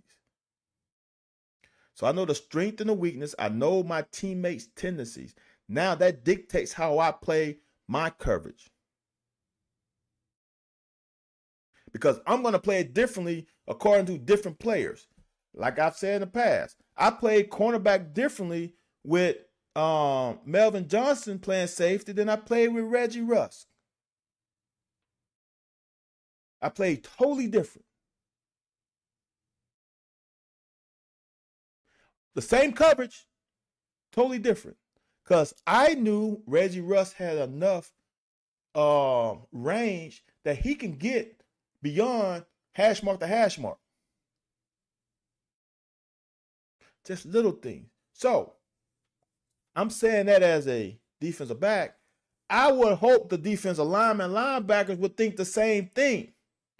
Maybe I'm going above and beyond and thinking too much. But if I'm a person who knows that we're in man-to-man backside, I cannot, and there's no blitz, I cannot get out of my pass lane responsibilities because there's no one else there, especially against a mobile quarterback. I might be asking too much. Too easy, man.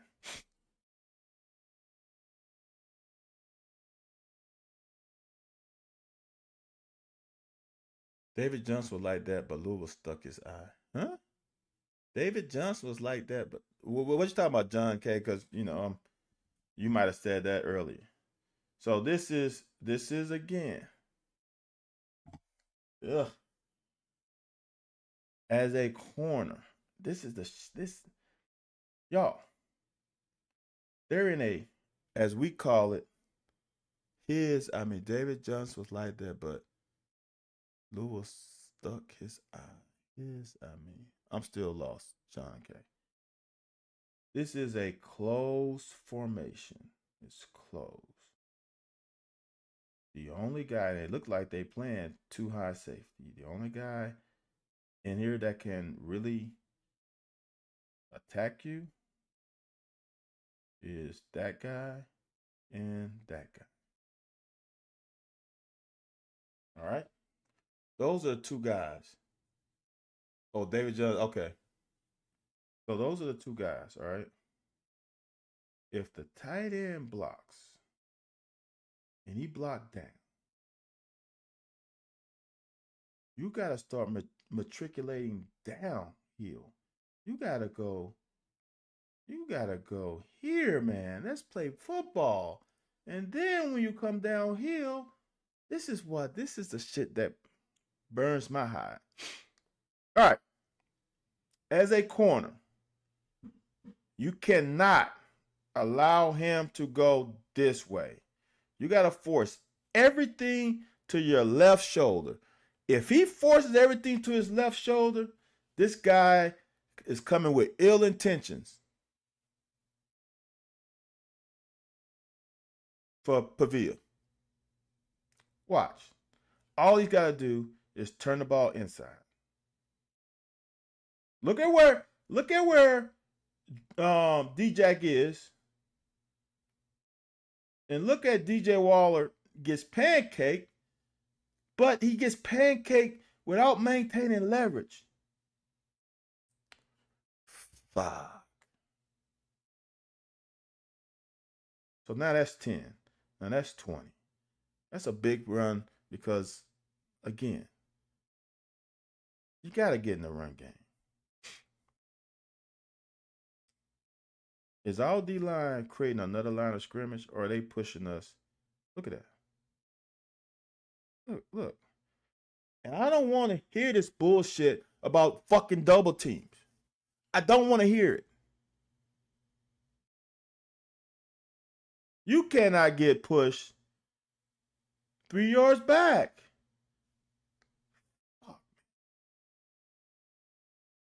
Great job by Pop.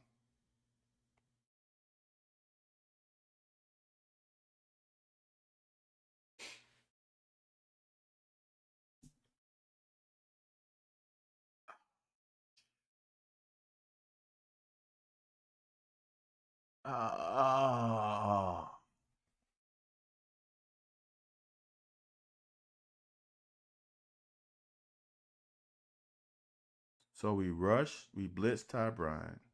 He comes out of control. Pop doesn't do a great job of identifying he's a man. You a man, brother. This is your guy. That's your guy. Pop, that's your guy. We can never assume that we're going to make this tackle. What I will say, though, is that this might be the last time he blitzes. Because it's 2nd and 10, y'all. It's 2nd and 10. If he takes care of his job, you never go past the quarterback. If he takes care of his job, it's 3rd and 15. But it's touchdown. That can't happen. It just can't fucking happen. It just can't happen. So, now, what I'm going to say right now is I don't fucking like shuffling the quarterbacks. I fucking hate it. As a guy who played quarterback, who shuffled in my sophomore year in high school, I hated it. Because you can't get in a rhythm. You cannot get in a rhythm. Now, I don't mind, which happened some, being the backup because I was the sophomore and the starter was a senior. Have no problem if he gets 2 series, then you give me a series, which is what we ended up doing.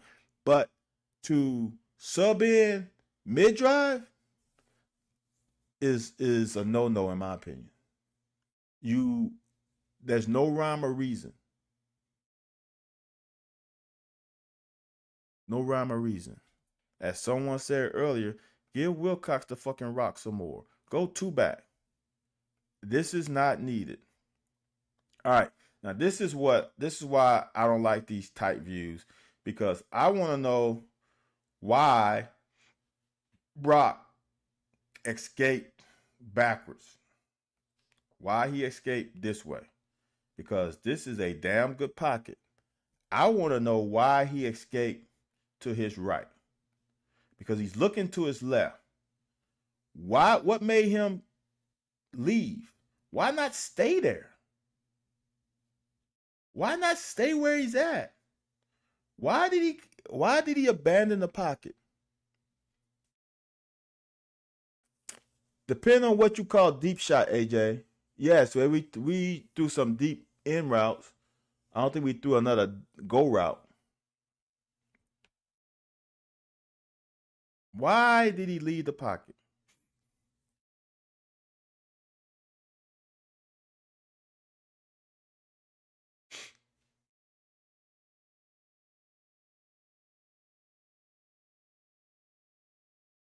So if you look at it, this is a damn good drive. We are creating another line of scrimmage. As people were talking about how good the defensive line for Vandy, I don't think so. We was creating another new line of scrimmage. Look, new line of scrimmage. It's just a penalties, turnovers.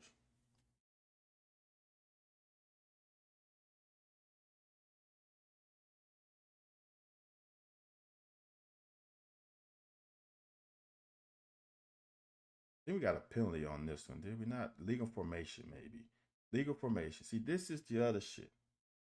This is the shit that bothers me. So I'm gonna say this. As a guy, again, who played this position, it's his job. It's his job to make sure the formation and everything, the protocols, the operations, the procedures are taken care of. Somebody needs to be on the line of scrimmage. Right now, we only have 6. 1, 2, 1, and then the 5 linemen. I need to be able to draw 5 better with this program. Me with the 5 linemen. You can't do all at once. So that's 6. You need 7. I'm pretty positive, pretty sure that he should be on the line of scrimmage. Now, if he doesn't get it, this guy needs to understand the formation, and we need 7 guys on the line of scrimmage.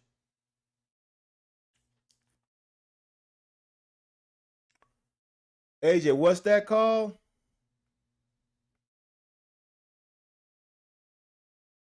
That's on him and on him and more on him because he's the quarterback. He's a leader of this unit. But fortunately, it doesn't hurt us because we do eventually score. But what it does, it takes time off the clock. I don't think that's targeting. That's just me. I don't even want to get into it. That's why I didn't even show the replay. That's not targeting. Now we get into a rhythm. This is the rhythm that gets broken when you put that guy in my opinion.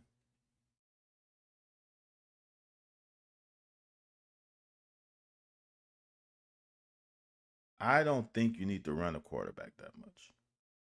I don't mind a quarterback runs in certain situations, but like this. Like this. And the thing I hate about it, this is what I hate about it. As also a guy who ran my first 2 years of being a quarterback, we ran wishbone. Is that we're not reading this at all. We just fucking just pre-snap taking it. Because I would tell you this. If he gives it to DSK, I think DSK scores. That's the only guy that can tackle him. We got a block here. We got a block here. He can push the outside, have him push, and cut right underneath his ass for a touchdown. But no. Quarterback runs to me is too much. When we don't have a dynamic runner, If we had damn Vince Young or Lamar Jackson or Mike Vick, maybe. I'm gonna tell y'all something. Watch this. We are offsides on this. Is he not moving for the ball snap? It's interesting that they call the one later, but then call this. Look at that. He's moving. That right side is moving. But whatever. Why they hit all back? John, this is what I'm gonna say. John, I totally understand why they do the quarterback run. I really do understand it. For me, I will only do the quarterback run when you give Wimsat a series. See, for me, look. I know the play works decently, but when I see Wimsat in the game, they're running fucking zone read. Yeah, y'all passed it once. Cuckoo could shoot on you. You passed it once, but fuck, you ain't do it again. When he's in the game, it's zone read. So if you're gonna do that, why not just give him a Lynn Bolton series a half? If he does well and we don't go 3 and out and he gets 10, 15 plays, great for him. The rest of the game is you're gonna run it with Brock. The in and out. Here's the other thing with the in and out. It also gives the defense time to sub. Why?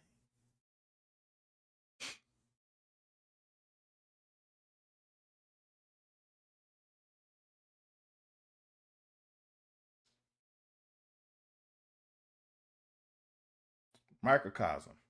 I'm pretty sure that Childress has quarterback.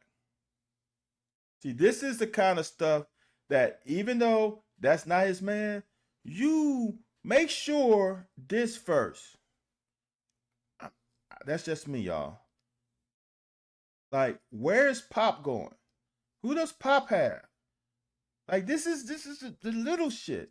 If he has quarterback, I don't know. This is what they call in the industry bad eyes. Bad eyes. See, as a guy who played quarterback, if you have good ball handling skills, you can fool a defense 80% of the time. Because if you turn your back to the defense, they can't see the ball.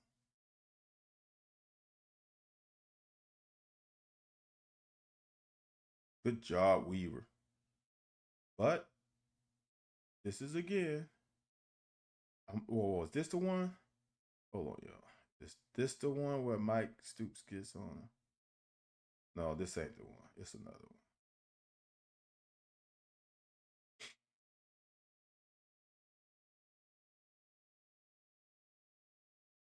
I think that was the play where I said that we might need a little bit more athleticism. Now, y'all, this is an unbelievable play. This is kudos. Oops, wrong thing. This is kudos to Beck sideline. Well, he's in the booth, so he's actually up there, or actually on this side up there. This is kudos to him. This is hard for a defense. So they in 12 personnel. So they got their 5, 7, 9, 10, 11, right? It's a reduced formation, and it's 3rd and 2. So they know we're going to be aggressive. So they put the majority of their guys over here. And there's probably a receiver right there. All right. So now they trip you. They put trips over here with backside. So everything's going to be shaded there. And they give you action this way. Then bring this guy all the way across formation. That's a great play. They don't have 7. Oh, that's 5, 7, 8, 9, 10, and then that's 11. I don't know what you mean by John. What do you mean by 7? They in 12 personnel, and they bring him across the formation. Now, me as a defensive end thinking he's gonna block me, and then he slips through. I know the linebacker should have, but that's hard, man. On 3rd and 2, you gotta come downhill. That's hard. That's extremely difficult. That's a great ass play.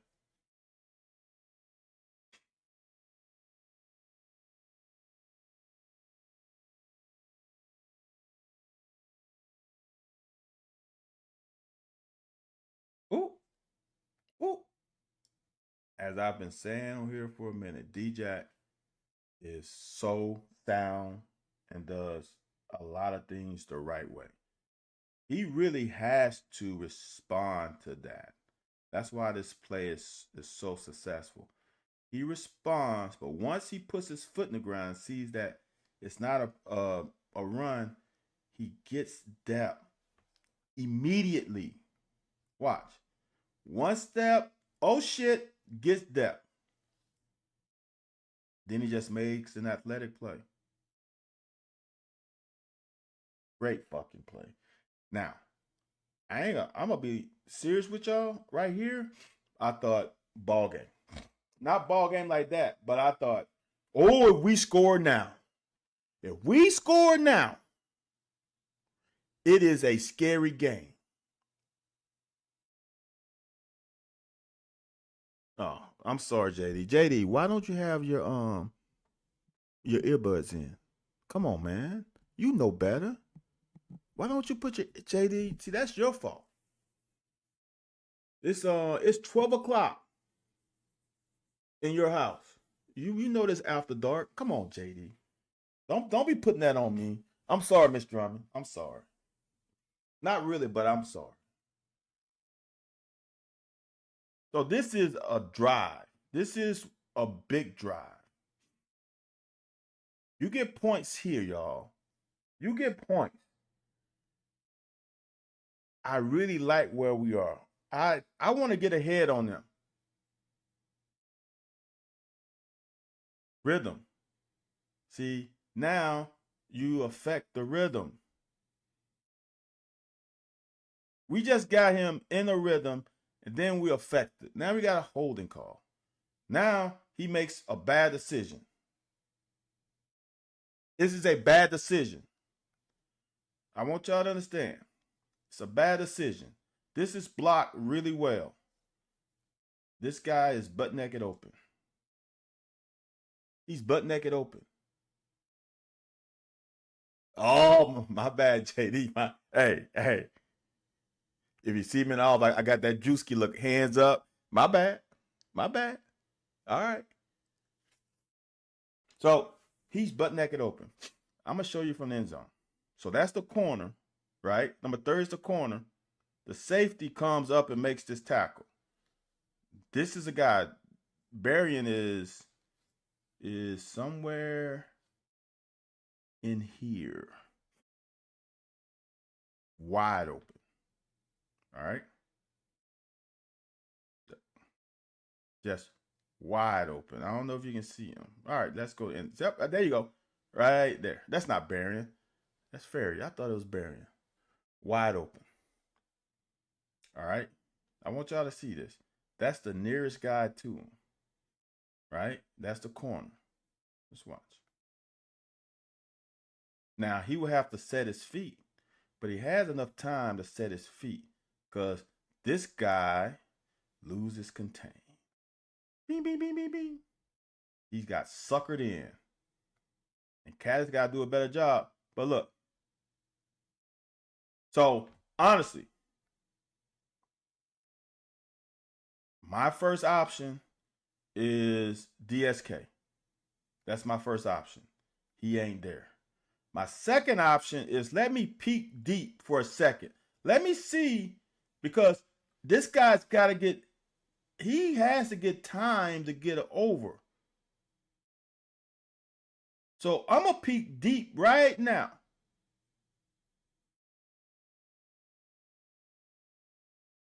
Bing, bing, bing, bing, bing. Now, is he technically your first option? Is he technically your second option? No. But what's the coverage? right? DSK is done. Let me peek because I gotta give Dane a little more time to separate if they're man. All right, bruh, fuck, touchdown. We missed it, and I'm gonna tell you this: we got lucky that that's 23 or whatever, 22 dove for that ball because he has a pick. Look at it. He is running in front of Dane. Look at that. That's a pick. Number one has a it's not a house call, but he has that's an easy pick. So not only, and I'm gonna be honest with you, this guy just made a great play. As a quarterback, I don't see him, right? But I see the safety. He's coming downhill. Oh,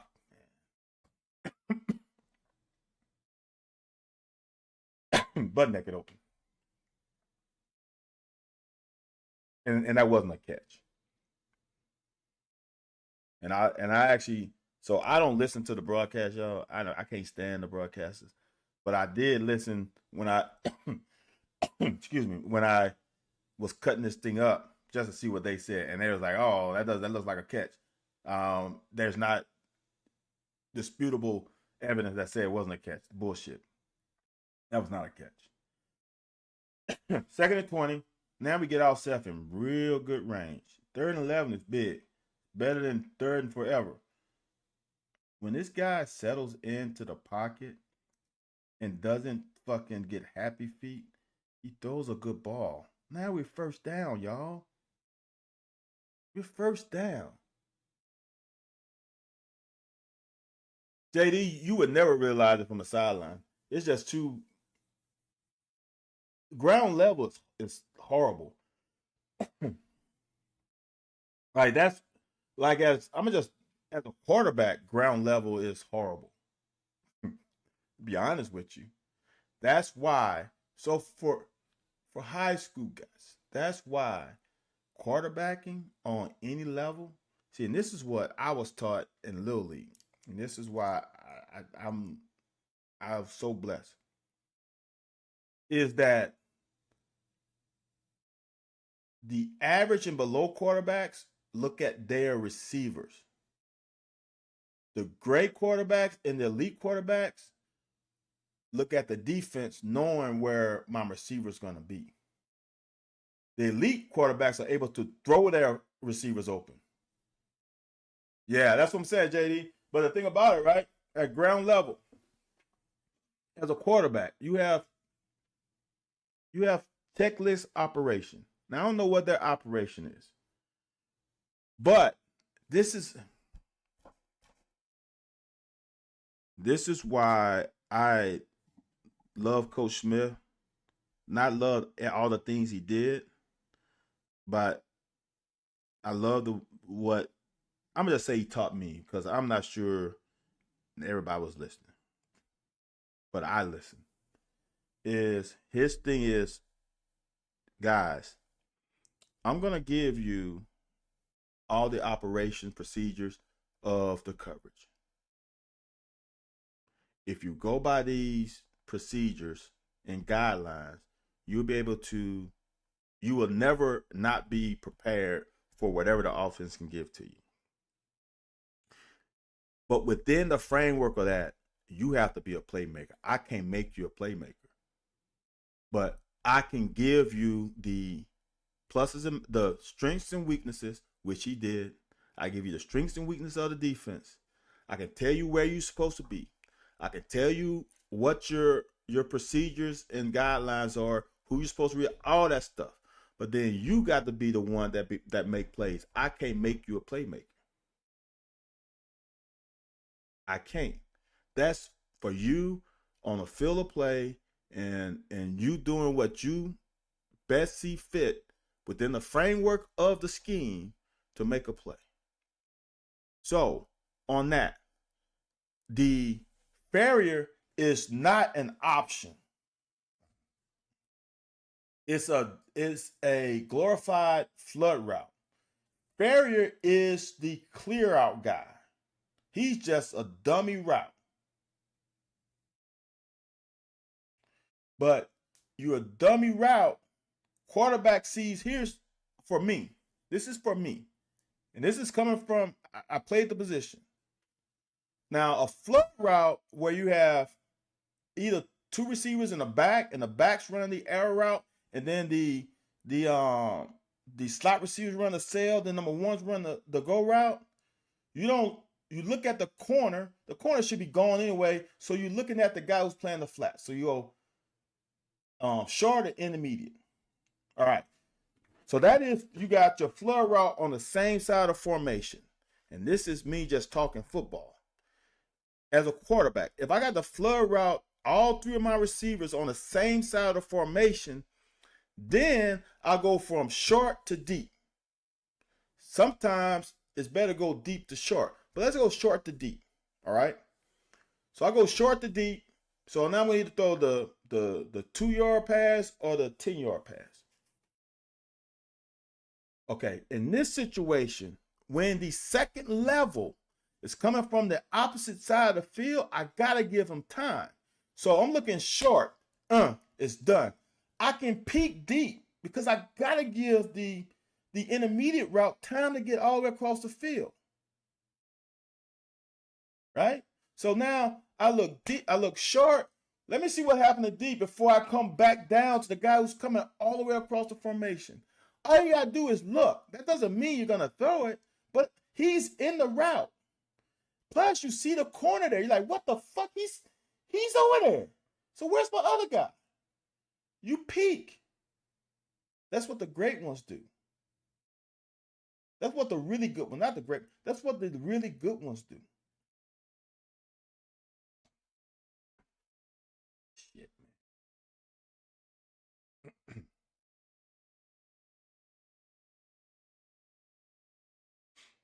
I'm telling you, these running backs ran hard.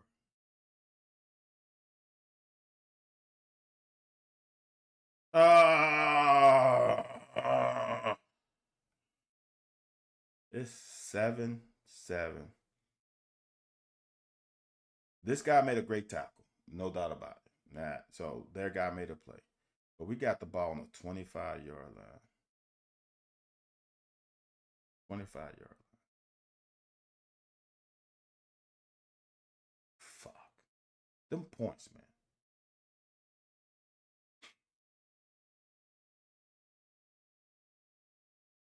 Oh. Well, what's the running back number 28? Number 28 is in Waller's nightmares. Great job of running by D-Jack though. I don't want to discredit this by what 28 is doing, but I want y'all to understand that this is a linebacker. All right, this is a linebacker who's on the hash. All right, he's on the hash on jet sweep. That guy has momentum going past the hash. This guy seemed like he is shot out of a cannon. Just watch. I want to highlight this. I don't want to highlight the other thing.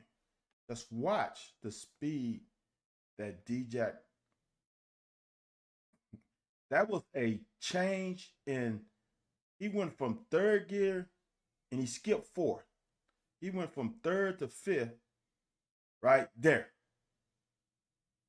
That is a great play by a damn inside linebacker. That's a 2-yard gain. That looked like it was going to get way more than that. If you have contained, you got to stay contained. All right? I think it's this. Is it this half? I think it's this half. All right, watch D-Jack. Watch D-Jack. D-Jack has contained. He's not going to let that running back get outside of him because he's got guys running. He's got Pop. He's got Pop. Matthews. For sure, JD. That looks In the game, it looks so underrated, but when you look at it, so D-Jack has contain. Watch how he handles his contain. He does this job. See, people worry about tackles too much. Make sure he does not hit the corner. Watch the difference. The next play, watch Matthews. Watch Matthews. Don't stay outside. And watch what would happen if he did and D-Jack would make this tackle. See how he goes inside of the tight. See, I'm sorry. I'm just talking without. See how he goes inside the tight end? Just watch. So he's outside leverage. Now he peeks inside and he gets sealed.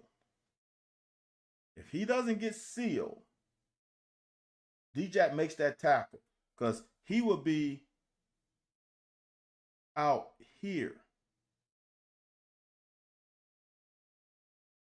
I'll make the size bigger. He would be out there, not here.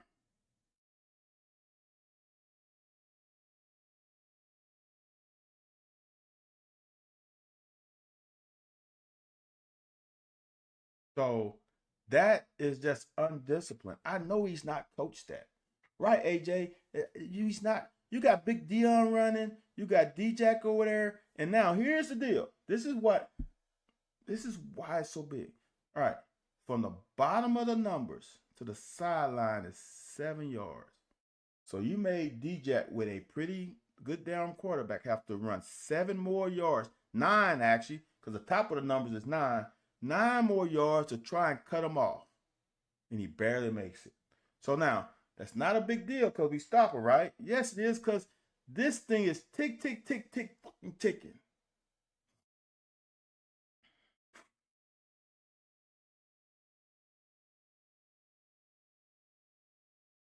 Make the tackle. Oh, this is the one. Oh, this is the one.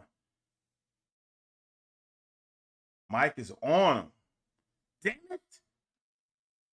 I'm going to see if I can. Hold on.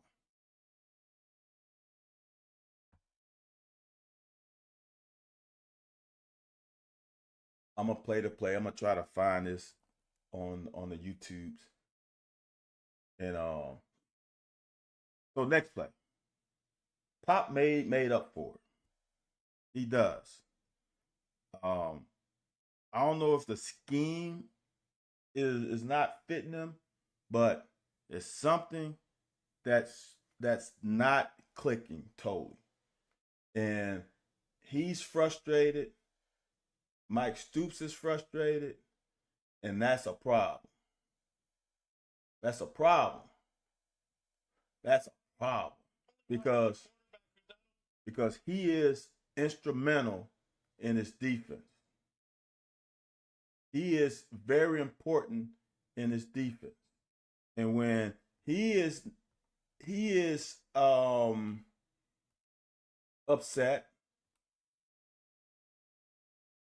it causes problems. I'm trying to find it, y'all. I think it's here. It's the play.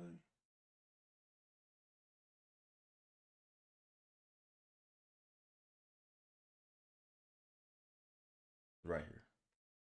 All right, y'all. I'm going to put this in here. All right. Watch the interaction at the end. So if you see it, Pop. Oops, shit, I shouldn't have done that. Pop needs to be.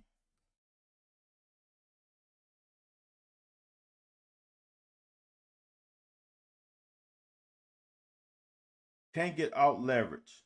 He's right here. Running back comes out. He needs to push. Right? And he gets out leveraged and he can't make that tackle, right? So he misses. So that guy gets 5 yards. Watch Mike Stoops and watch Pop. That's not funny, y'all. It's funny, but it's not funny because it says a lot about what's going on. Just word to the wise. So we get off the field. We still 7-7. Now, this is when some of y'all get on the, oh, we should have done this. Oh, we should have done that. Now, if we don't get this yards and get outside of the footsteps of our end zone, we don't pass the ball. So now, what do y'all want? Y'all want aggressive Stoops? Y'all want conservative Stoops? Aggressive Stoops passes the ball. Now, this to me is a failure in execution.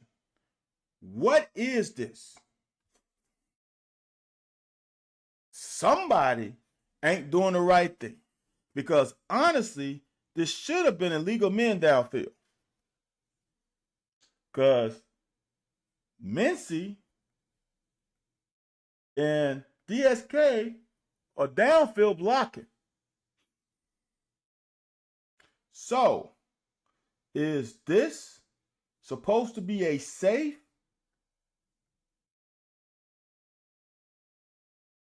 bubble screen? Because why else would the tackle and the running back be out here blocking?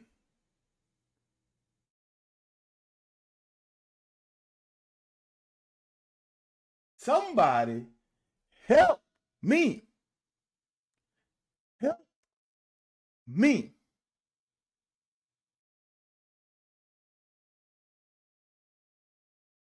Yeah, I'm surprised too, JD. That's a good one.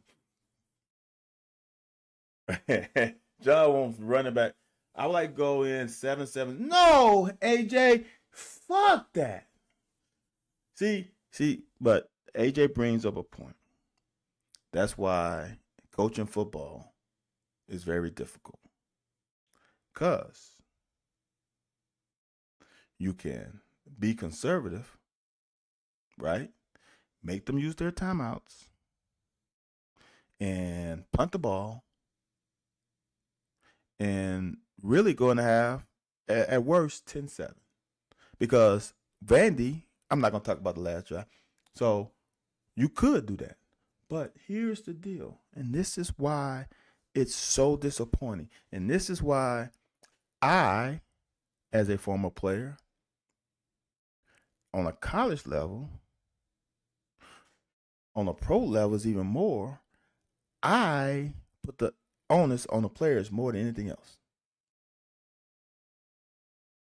All right? So, you get out of your end zone. So, what the best thing would have been to happen is to not get out of the end zone. So, you get out of the end zone, and you probably think they might press you, and you run a fucking screenplay. Excuse my language, Miss Drummond. I'm sorry.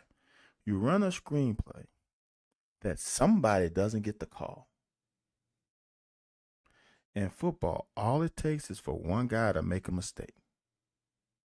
And I'm personally going to say, I don't know who that is up top, but I'm going to say that he made the mistake. That's a bad marker. That marker's supposed to be better than that, huh? Why is it so small? All right. I'm going to highlight him. I'm going to say he made the mistake. Unless you're going to say two guys made a mistake. And that's why Brock had to squeeze the ball and throw it, because I'm pretty sure he was supposed to go upfield and then come back. If he does that, that's an easy pass. The clock doesn't stop. Okay, JD. The clock doesn't stop. This was a easy opportunity to get the ball on the perimeter and possibly, at worst, keep the clock running, but we can get some yards. But no, someone had a brain cramp, so that's one.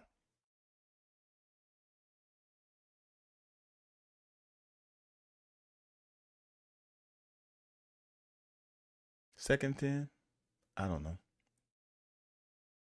Now, this is another easy pass. I can't get the whole view, but from my vantage point right now, all these guys are doing are clearing out. Just watch.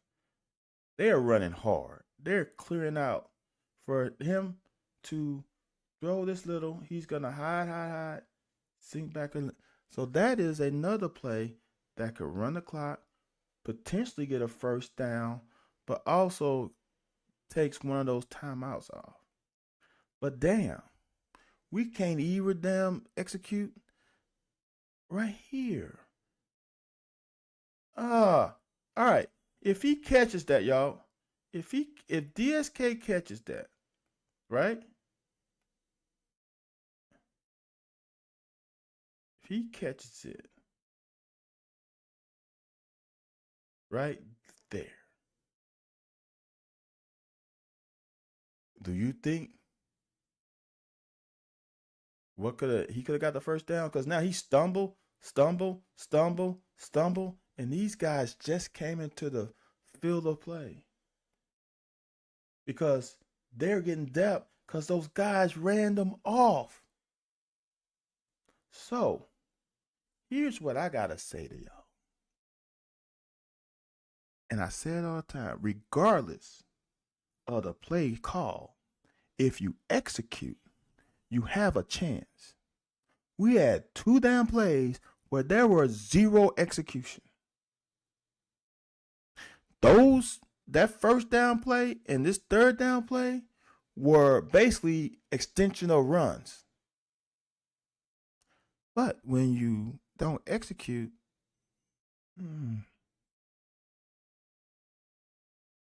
So now, but even with that, defense got to get on the field and stop the bullshit.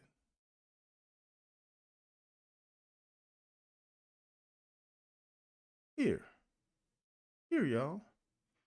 If we make this tackle inbounds and not whiff, it's not a first down. They either got to waste a timeout or this tick, tick, tick, tick, tick. Is that on Stoops to make that tackle?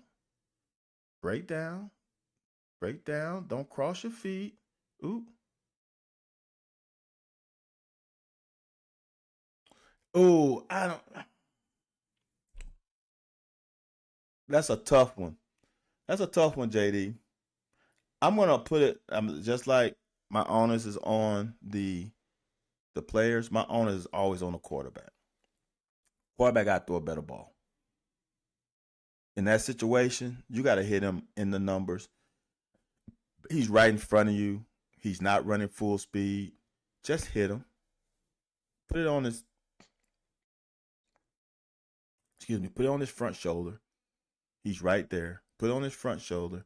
He will run. It might be a little behind him, maybe, but he's not sprinting, so it'll be an easier catch. Don't just put it on him. So we missed the tackle in open field. So now they get a first down and not a free timeout. Now Vandy, this is what's crazy. When people talk about fucking clock management, Clark Leah did not do a good job by some of y'all definition of clock management. He was fortunate because Clark was going to go into half 10-7. All Clark wanted was once they cross midfield to get 3. He was not shooting for a touchdown.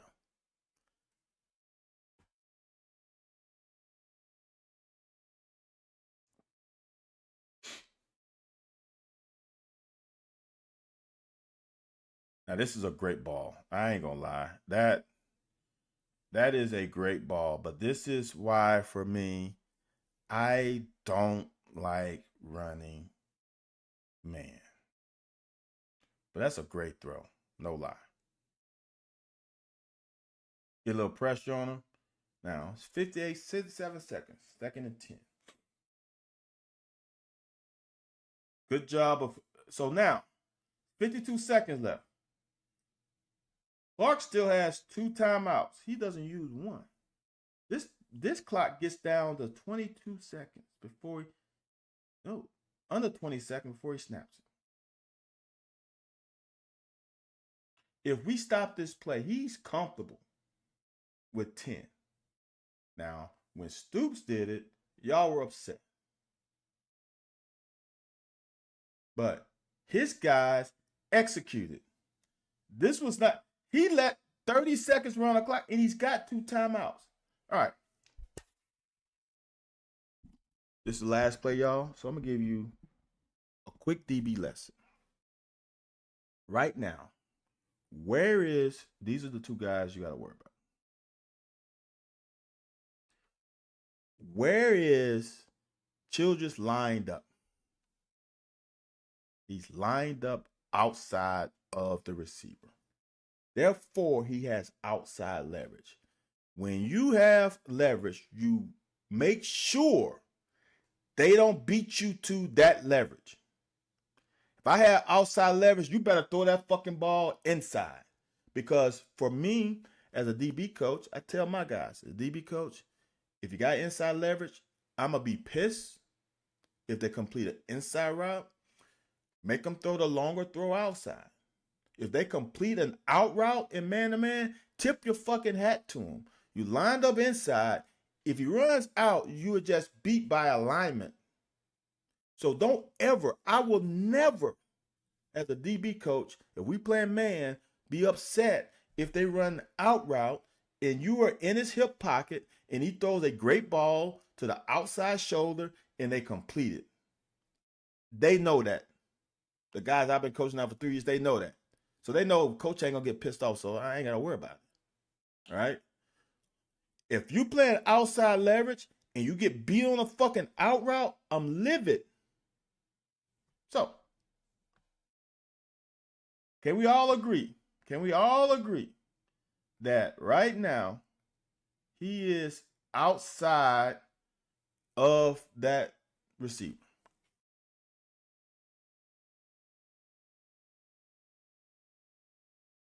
So, you're outside because you have potential inside help. So, as a DB, you can't fool me with a inside jab, and this is not a good route. This guy's jab is it's nothing special. He doesn't hit you with a he just hits you with a strong left foot plant. There's nothing great about that route. What makes you be afraid and go inside? There's nothing. You do not bite. You got outside leverage. If he runs here and it's a touchdown, there ain't nothing I can say about that as a coach because I put you fucking in outside leverage. If they throw an inside route, he's got you beat. Off rip. I got you outside leverage for a reason.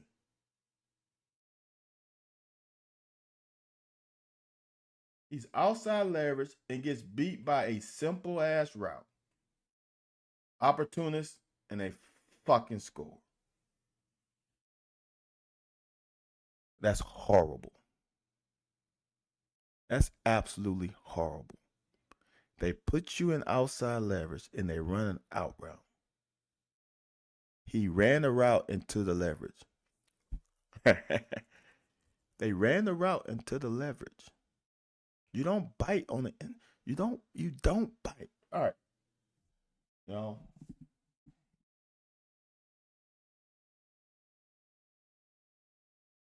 We're going to flush this out tomorrow. And the great thing about football, as a guy who lost, I reiterate this all the time, as a guy who lost 12 games in a row over 2 seasons, every game is a new week. Even when it was 8 in a row, that 9th week was a new week. When it was 10 in a row, that 10th week was a new week. When we had off season, came back for the first game of the next year.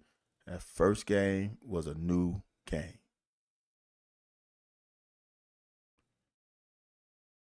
I personally, as a former player, appreciate y'all support. I've said that many times too when I played, and even more now, because y'all are rock stars. Now I don't like the whole complaint about the black shirt thing, but y'all were rock stars. Uh, no doubt about it. Y'all supported these kids for this game, and they didn't put a great product out there. It's unfortunate. But I also want y'all to understand that they are 18 to 23 years old. Just remember when you were 18 to 23. Just remember that. Um, Lake Dog, see, this is the overreaction again. And I don't overreact because for me, I had us at 9-3. So when they won last year, I'm like, oh shit, 9-3 is still possible. You cannot say that right now that they're gonna be lucky to make a bowl. So that means they're only gonna win 5 games. Like though, that means they're gonna win 2 of the next whatever games we got left. Come on, come on. Florida is probably without Mertz. Not saying we go beat them. Tennessee, like I said earlier, it's not Heaton Hooker's team. Go go watch that Florida Tennessee game from Saturday. Well, Lake Dog, there is nothing positive that comes out of negativity. If you wanna join the fellowship of miserables, Lake Dog, just do that. Still watch me to tomorrow night. But if you want to be the fellowship of the miserable Lake Dog for this next 24 hours, that's fine. But this team still can do something. Now they can't make the playoffs, but they can still have a really good season. John K, they are not better without Mertz. If you watch that game, they're not. You're not being real, Lake Dog. You're being emotional, and there ain't nothing with being emotional. Because I bet you 2 weeks ago you were talking different.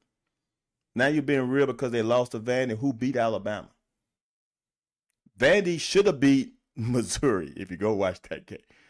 Vandy should be 3-0 in conference, to be honest with you, with a loss to fucking Georgia State, which is fucking crazy. So, you can be emotional, Lake Dog. I'm just going to talk you off the ledge. But you can be emotional right now because I understand. I understand. This is not the Vandy James Franklin came to Kentucky and beat us like 40 something to whatever. Vandy, oh, is Vandy not ranked? I don't know. I didn't even. I've been gone all day. I had football. We got a Thursday night game, so I had football practice today, and I had church as I should. So I haven't watched. I watched the Bengals game, but I didn't watch any noon or any other early games in the NFL. Right, Jay. They 8 points away from 6-0, and that's legitimate. JD, that's not for y'all saying that we're 1-2 against Vandy and 0-3 against South Carolina and 0-3 against Georgia and 0-3 against Tennessee. Vandy is legitimately 8 points away from 6-0. And I'm gonna tell y'all this: I'm not sure that Vandy's gonna win more than 6 games. If they didn't beat us this week, I only see them really winning 5. I could be wrong. But hey, I appreciate y'all. That was a bad performance, but Vandy is legit good. Vandy is still in this. Vandy doesn't beat themselves. Vandy has no chance of going to the playoff because they lost to Georgia State. They have no chance. I'm sorry. And I mean they're what? They're 4-2 now. They lost 2 games, and they're not going to run the table. Um, it's unfortunate, man. It's unfortunate that we lost. I'm gonna say this: the Vandy win is not as bad as South Carolina. Cause South Carolina is not a good team. See, that's the Vandy is a good team. South Carolina is not. South Carolina is not a good team, and South Carolina beat the brakes off of you if you go by the score. South Carolina should not have beaten us. Vandy, we beat ourselves, but they capitalized. But the South Carolina game was horrible. So, um, I appreciate y'all tuning in. Um, I think watching this game, hopefully with me, makes you feel a little bit better. Maybe I'm putting that parachute on your back on a plane, and you're not having a parachute. So at least when you jump, you can at least parachute down. Um, I still love this team. Maybe because I'm just I bleed blue. It's disappointing to the utmost, but I will never not support this team, and I will never say, "Oh, well, here's five and whatever." JD, the way Kentucky defense played last night, I mean on Saturday, that was last night. It's Sunday, isn't it? See, I had practice today. It feels like a Monday. Kentucky defense didn't bring it. Kentucky defense wasn't dominant like they were the last 2 weeks. The last 3 weeks, actually. They were not dominant. They wasn't on their shit for the majority of the game. That Ole Miss game, they were locked. They were focused and locked in. This game, not so much. So Vandy and Kentucky D from the other things might. But the only thing look, JD, the only thing bad about Vandy offense, and this is why I thought we was gonna win. And if they have to play from behind, it's a problem. It's a problem. Because they minimizing possessions. And you get ahead, then they're gonna minimize possessions. And if they get 2 scores behind, it can get ugly.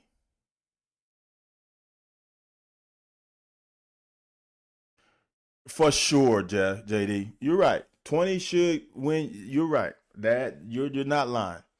You're not lying. You're right. But that's not ah. So you're right. What was it? 13? So if Dane doesn't get the penalty with the 50-yarder, let's say you get 3, so you have 16. If Dane doesn't fumble, you get 3, you're at 19. If we don't jump off sides, touchdown, that's a touchdown. That's 26. You're right.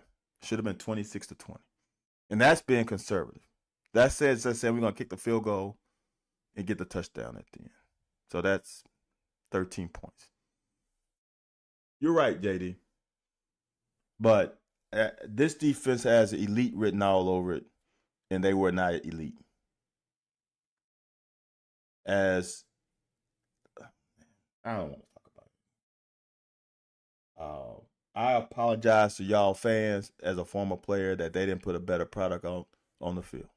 So again, um, as Lake Dog would say, like, comment, subscribe. If you're on Twitter, go on over to